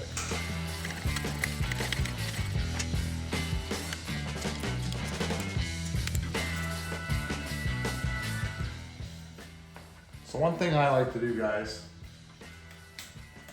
is have a cardboard ready, because these bolts are different lengths. And I do a whole bunch of bikes and I can't remember how long this one was, if it's only a 1/4 inch difference. How do you know? So we write on here, we're gonna write the clutch cover, and we know that there's a bolt there, a bolt there. There's 6 of them total on this one, in that pattern. We're gonna poke holes, and when the bolt comes out, it goes in that hole. The reason we write on it is so we don't spin it around. So we know that that's up.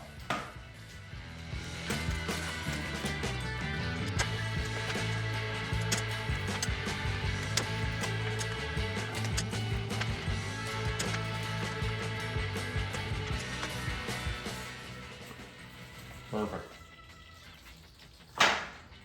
Since we have the clutch cover off, we're just taking a quick look. I don't want to pull the whole clutch assembly. It would only take a second, but we don't need to. We're looking here at the basket. Let me get this knife so I can show you. The basket on this bike has either been replaced before, because it is smooth. There is no, like, I can't even feel any notches. This bike is a good bike. Actually, motor-wise.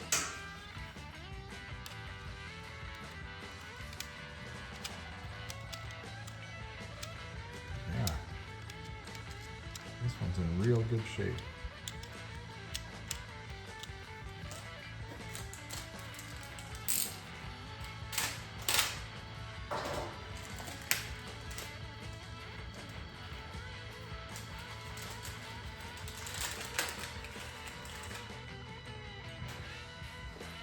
So here's the O-ring that came off, and it's actually broke in 2 pieces.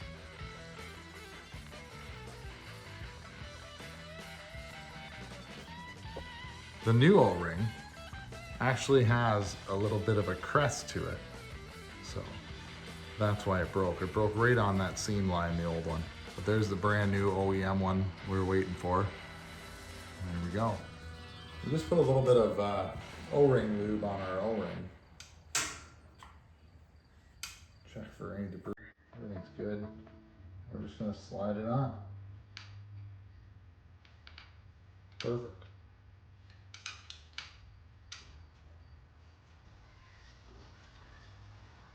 We gotta get the seat and the side cover off so we can start mounting the pipe and silencer. Hopefully for the last time.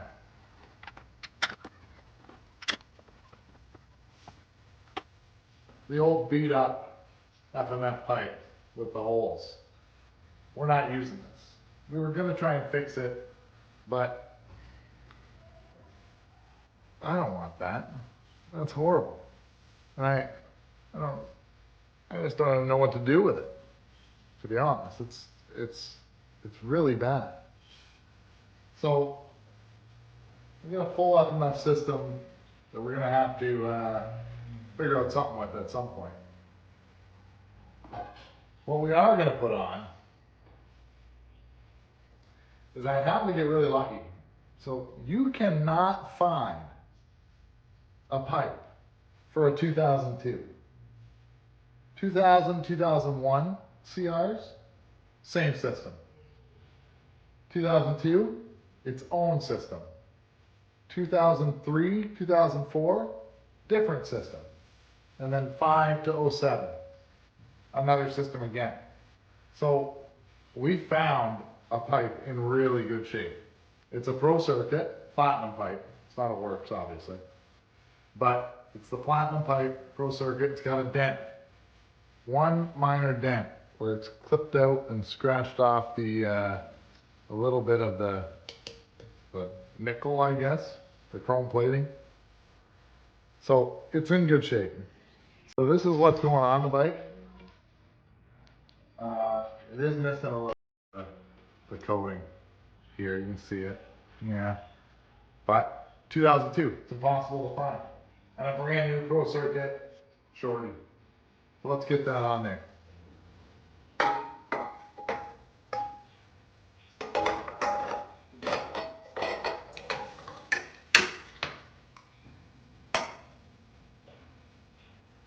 don't know if you guys have one. If you don't, you should get one. But it's an exhaust spring puller. The needle nose way, it sucks. The exhaust spring puller is the way to go. Takes 2 seconds, they're not slipping out of the needle nose. You're not fighting it all day. That baby's on there.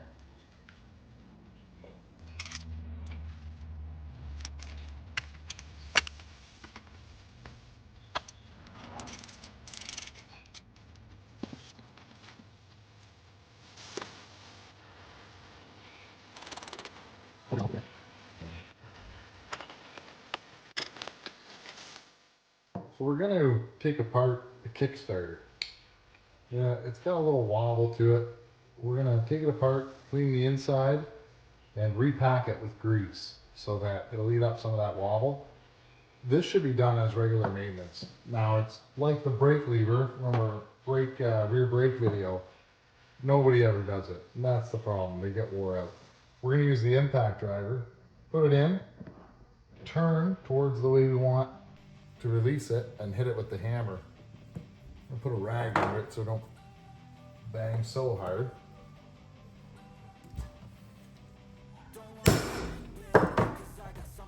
There we go. Broke it free.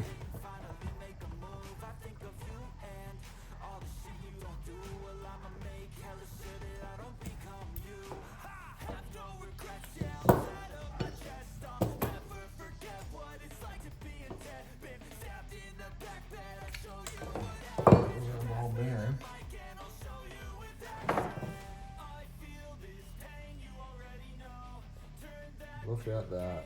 That's supposed to be grease, not a hard layer of like rubber.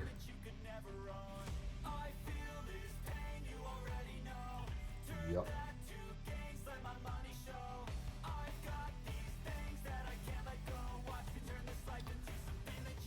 So there's a small seal that goes in the bottom here.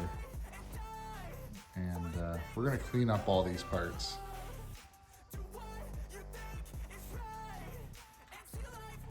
We got our Kickstarter in the soft jaws. We're gonna try and take off some of these burrs.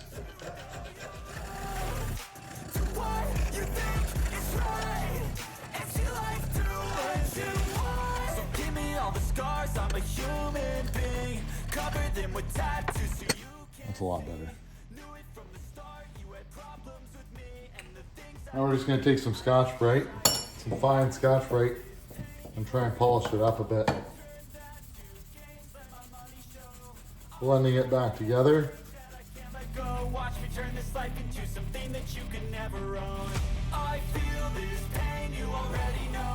Perfect. Just want to make sure where that seal goes.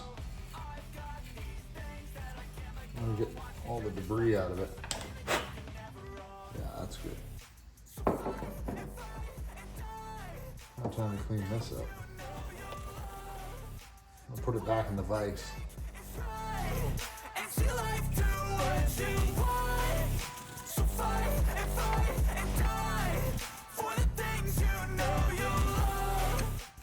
So now we're going to pack the inside here with grease, like an excessive amount.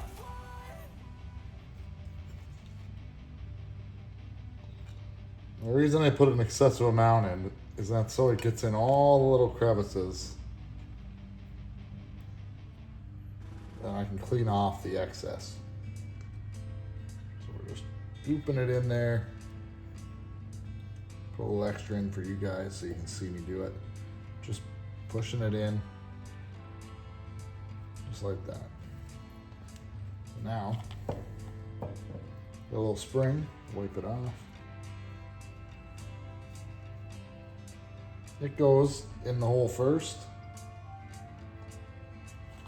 then the ball.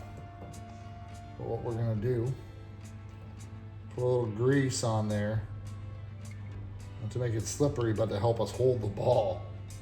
We don't wanna lose the ball. So then it's jammed in, now it won't fall out. When we first took it took off rolling. I had to catch it. So then, like all seals, there's a double ring on one side. That side goes in. A little grease on it, even though there's a lot of grease there. Push it into the ring where it's supposed to go. Which goes in there. We take this.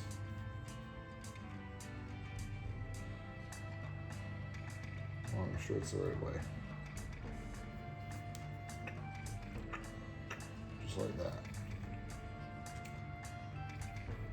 And the excess comes shooting out where the bolt's got to go in. Set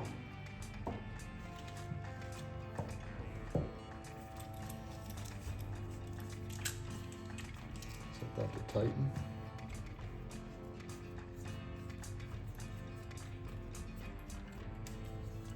Snug it up. Done. Excess grease comes shooting out the holes. Simply wipe it off.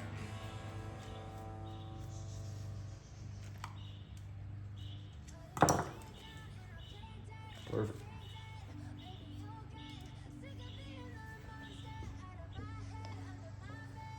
Install the Kickstarter.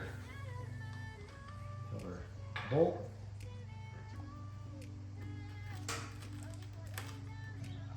That's good. Doesn't hit the pipe anymore. Yeah, that's where it goes. Never really know just what you want. With you, I don't ever feel calm. I can feel the sweat inside my palm.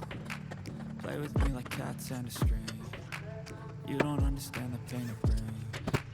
You don't ever want to give me wings. You don't ever. So all the covers are back from powder coating. It turned out pretty good. Look really good. You know. RC valve looks good. They'll look really good on the bike. So we're gonna put a little bit of grease just around here to help us hold the gasket on. Just very light.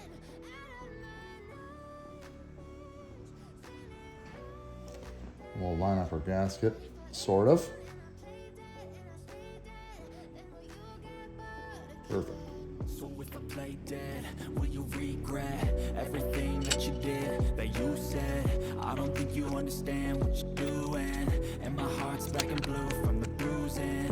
I feel like when I'm with you, I'm losing. I feel like you think that this amusing.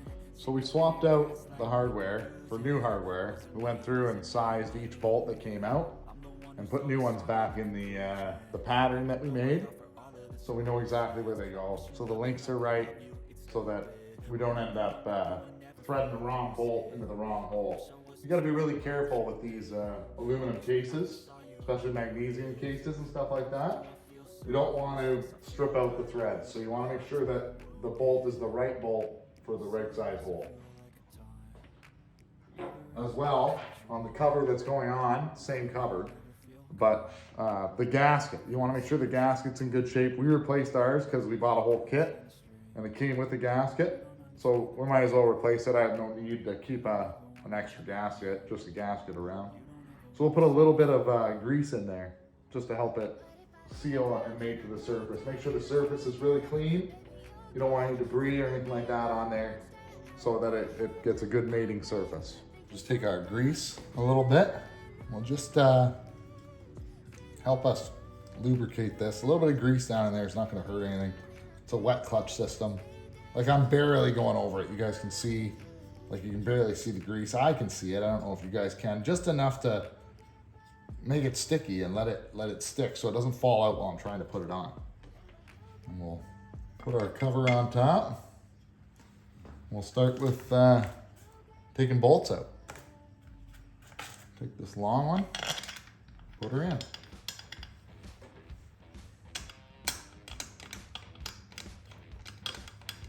I like to put all my covers on by hand. I don't like to use an impact. That's for sure. We'll put the other long one in. Goes down here. Be really careful not to over tighten these bolts. Like I said, it's just aluminum they're going into. We don't want to strip it.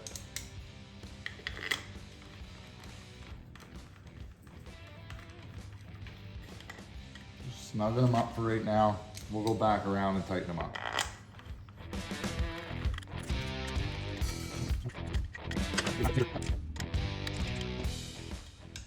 Just barely any pressure. Just feeling if they're spinning. They're in there.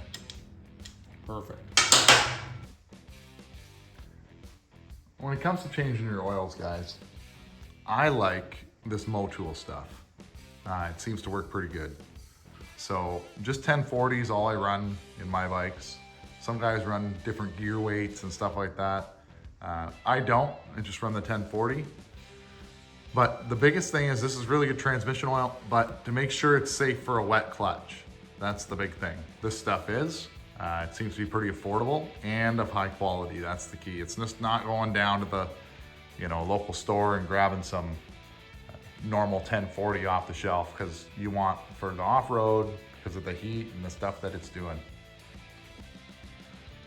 So on the Hondas, we've got this little guide bolt. We're gonna take it out. And basically, if your bike's level, it's not twisted, we want it to sit flat, not one way or the other. And we're gonna fill our oil. It's roughly, I think on a new build, it's like 850 milliliters. On an existing motor, basically if you haven't had the covers off or the motor split, it's like 750. And that's roughly what it is. So I keep an eye on the bottles as I'm pouring them, but as soon as it starts coming out of the overflow hole into our drain bucket, we know it's full. Get the Kickstarter out of the way. Get the cap off.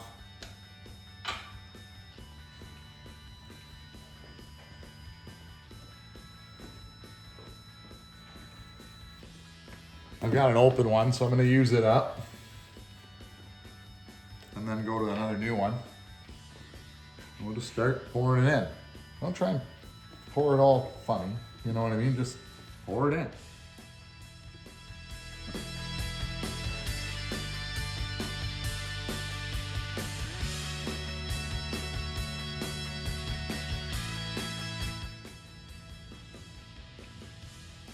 There it goes.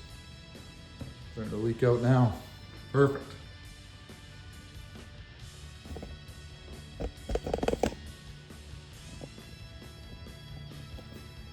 It's just draining out, and that's what we want. Just getting rid of the overflow. So another thing that's important, guys, is these bolts that we take out of the drain holes. Well, they have, well, separate it here, little washers. These washers are copper or brass, and they need to be replaced. This one's dished a little bit from being used. It's probably 20 years old, but we got new ones, so we're gonna swap it out. So we got a brand new one. Put it on our bolt. Bolt back in. And we'll just snug it up. Not too tight. We don't want to strip it. Just snug. And a little bit like snug, and then a little The motor doesn't need race fuel, like T2 race fuel. Why I like to run it's expensive. It's ridiculous expensive. I wish somebody could make fuel cheaper, but they can't, or they don't want to. Doesn't matter. The reason I run it is there is no ethanol in this fuel. Well, so they tell me. And it has a little bit of lead in it. So it's leaded fuel. It's great for a two-stroke, seems to help it out. My bikes don't blow up. It's already pre-mixed, 40-1. So that's why I run it. I don't care if it's VP, Klotz, whoever, doesn't matter. I buy this because it's easy to get where I live. If somebody else knows a better place that's local, that sells good fuel, let me know. But no ethanol. And I hate trying to pour them out of these metal jugs. So I bought the electric pump thing. So we're gonna use that. This stuff's like 10 bucks a liter. So we're definitely not filling up this bike if we're gonna sell it. We're only just gonna put a little bit of fuel in it. No sense letting it go bad in the bike. It's gonna sit. Nice thing about these pumps though, if you were just filling your bike, it will just shut off once it hits the thing, just like a gas station. So you never overfill your bike. At 10 bucks a liter, you don't want to spill it. We out here moving boulders, now we ain't getting posterized. We out here making posters and we ain't got nothing to hide. We move forward like soldiers, you better wake up for the pay stub or you'll pay up. Don't make love to the game, bruh, fuck the game up. Change up, rearrange stuff to your greatness. Same us for the way up, play the game, bruh. Never stop, I'll get it if I want it. Gotta make to myself a promise. I won't quit, keep going till I got it. So the O2 is all done. Just ready to start up. Everything's back together. Got some oil in it. Just time to ride it. So thanks a lot for watching, guys. And we'll see you in the next one, the startup video.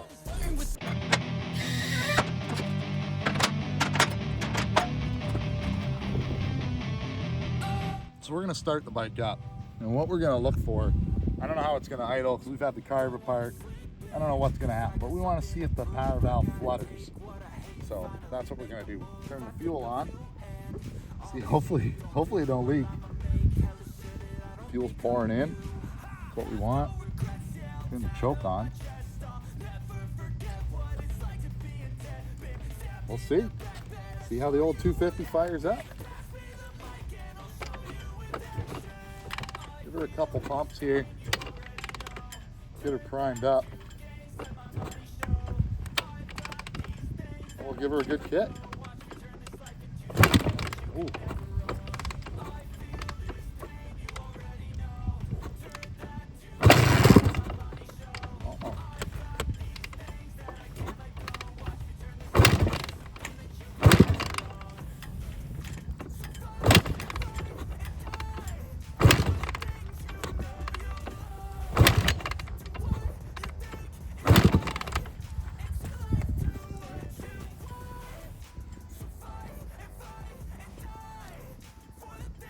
Oh, something's leaking real bad. The float is stuck.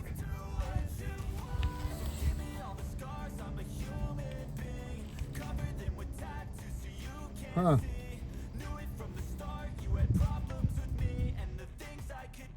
So we tried to do a startup video. The problem is, this thing's just pissing fuel. So let's take a look and see what's going on.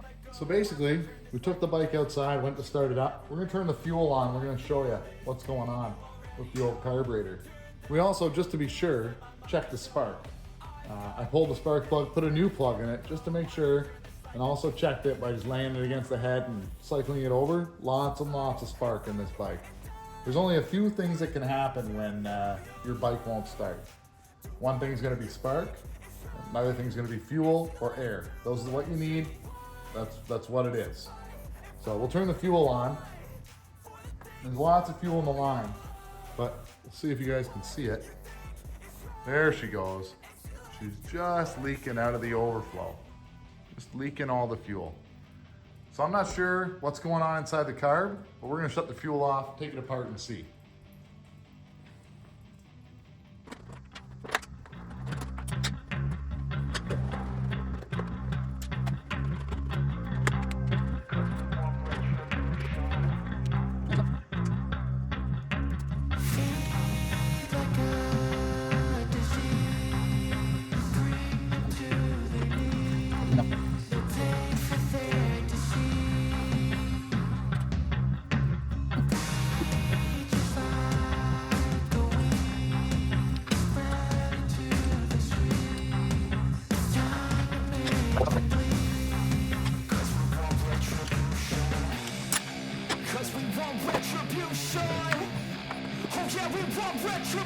We got the carb back off the bike.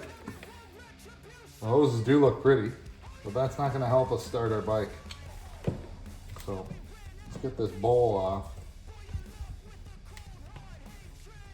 See if anything's pinched or what's going on.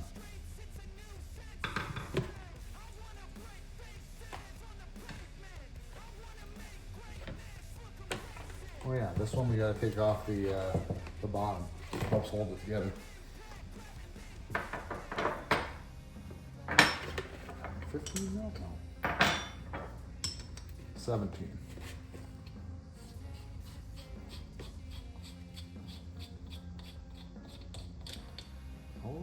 O-ring looks pretty good. I don't really know what's going on. I'll show you guys what I'm trying to do. So what I'm looking for is, I don't know how well we can see, but this float looks like it's sitting down. It needs to be more level maybe. So let's adjust our little tab. If you watched the carburetor video, I said it didn't need to be adjusted, but maybe I ended up cleaning a bunch of gunk out that was actually holding it in a good spot. So we'll adjust it more level and we'll see what that does.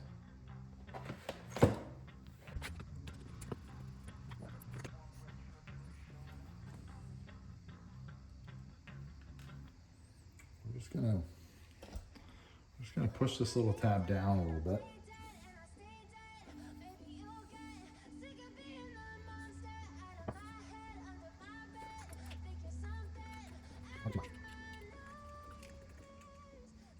Yeah, it is. You can see our float's way up now. We can trying to. That's better.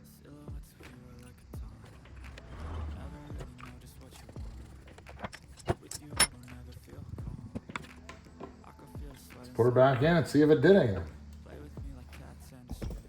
Sorry guys, banging the camera around here. We don't need to fully assemble the whole bike. We're just gonna put this back in, put the slide back in, and see if it starts leaking. And if it does, then we got a problem. Everything looks clean. I don't see any issues inside or anything. So I don't really know what else it would be. We'll figure it out though. I'm not just gonna give up.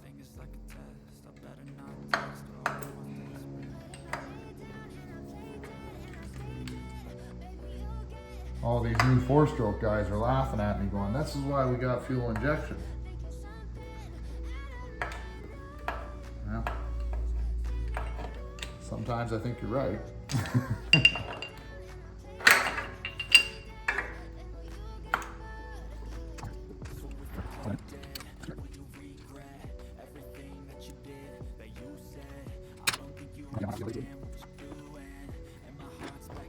Put our main line back on.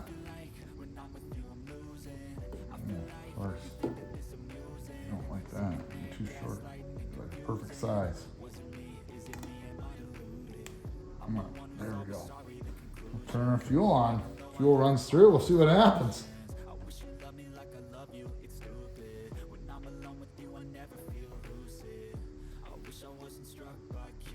Fuel's not leaking.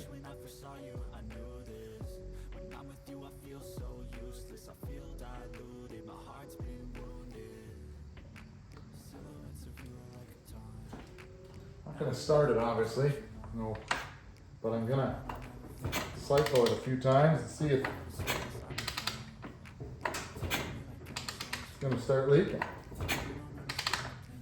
Doesn't seem like it. Oh no, never mind. Still leaking. All right.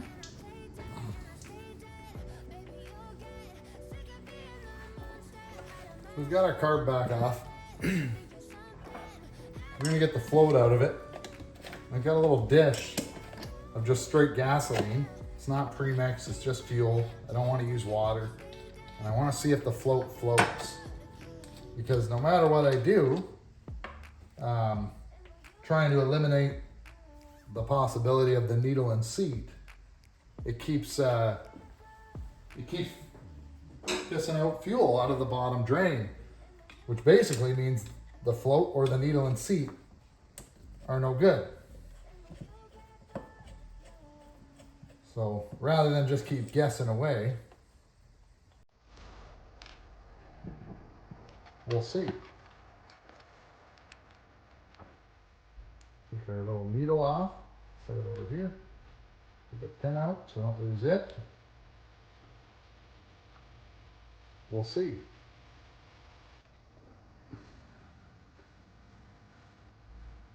Well, it sort of floats. Doesn't sink, there's no bubbles.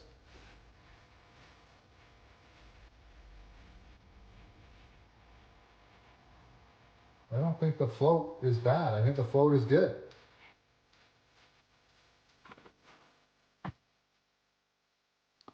So what happens is the fuel comes in this way. Let me see if I can light this, get this better. Fuel comes in from your fuel line in through here, all upside down. So then the float is hooked to the little needle. And when the float has no fuel in the bowl, the needle opens, letting gas come through all the little holes. Then, as the float floats, it closes it, creates a seal on there. But if this needle is worn out or out of spec, out of spec on the distance, it might only be closing halfway. Our carburetor rebuild kit showed up, so we're just going to simply rebuild the carb. We've tried everything else. Nothing seems to be working. It seems to keep leaking. I don't know what I did to this poor carburetor because there was nothing wrong with it until I tore it apart. So I guess I screwed it up. We're gonna go ahead and rebuild it.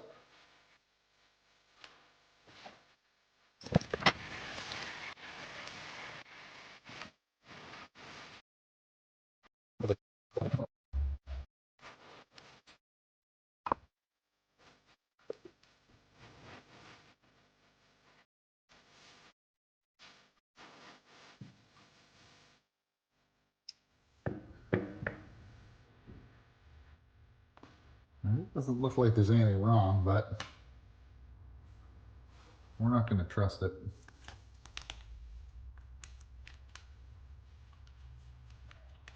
We got our new needle and seat, the old seat, the old needle. They're the same.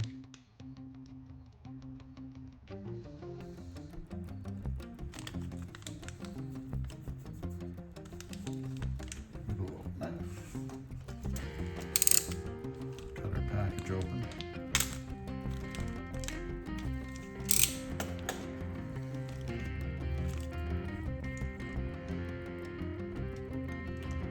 New seat, it fits a lot better. Actually, the O-ring fits a lot better. Maybe that's all it was.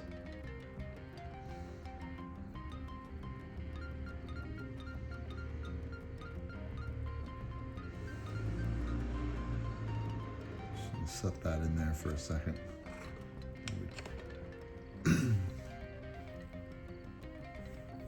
Get our float.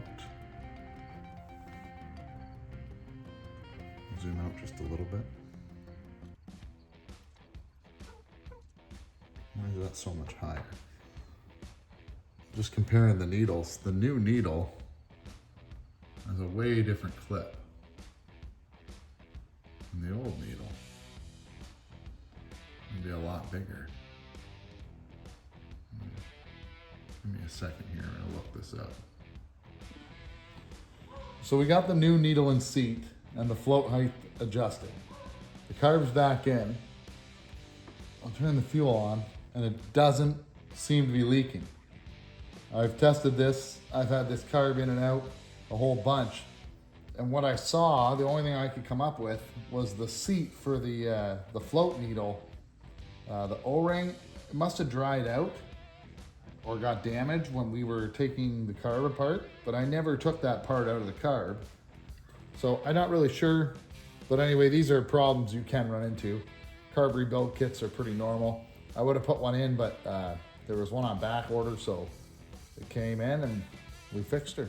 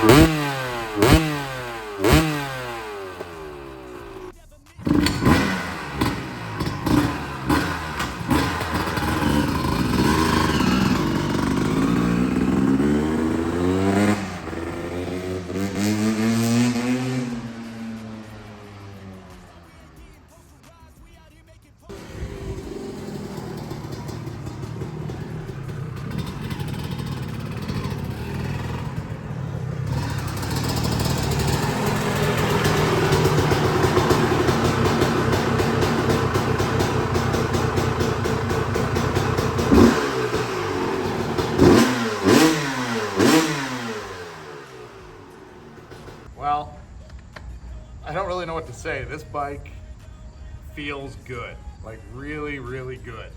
It just felt fresh, comfy, fun to ride. I didn't really get a chance to really get on her. I was just testing it to make sure the clutch and everything was good. Everything just feels like the way it should, like a brand new bike.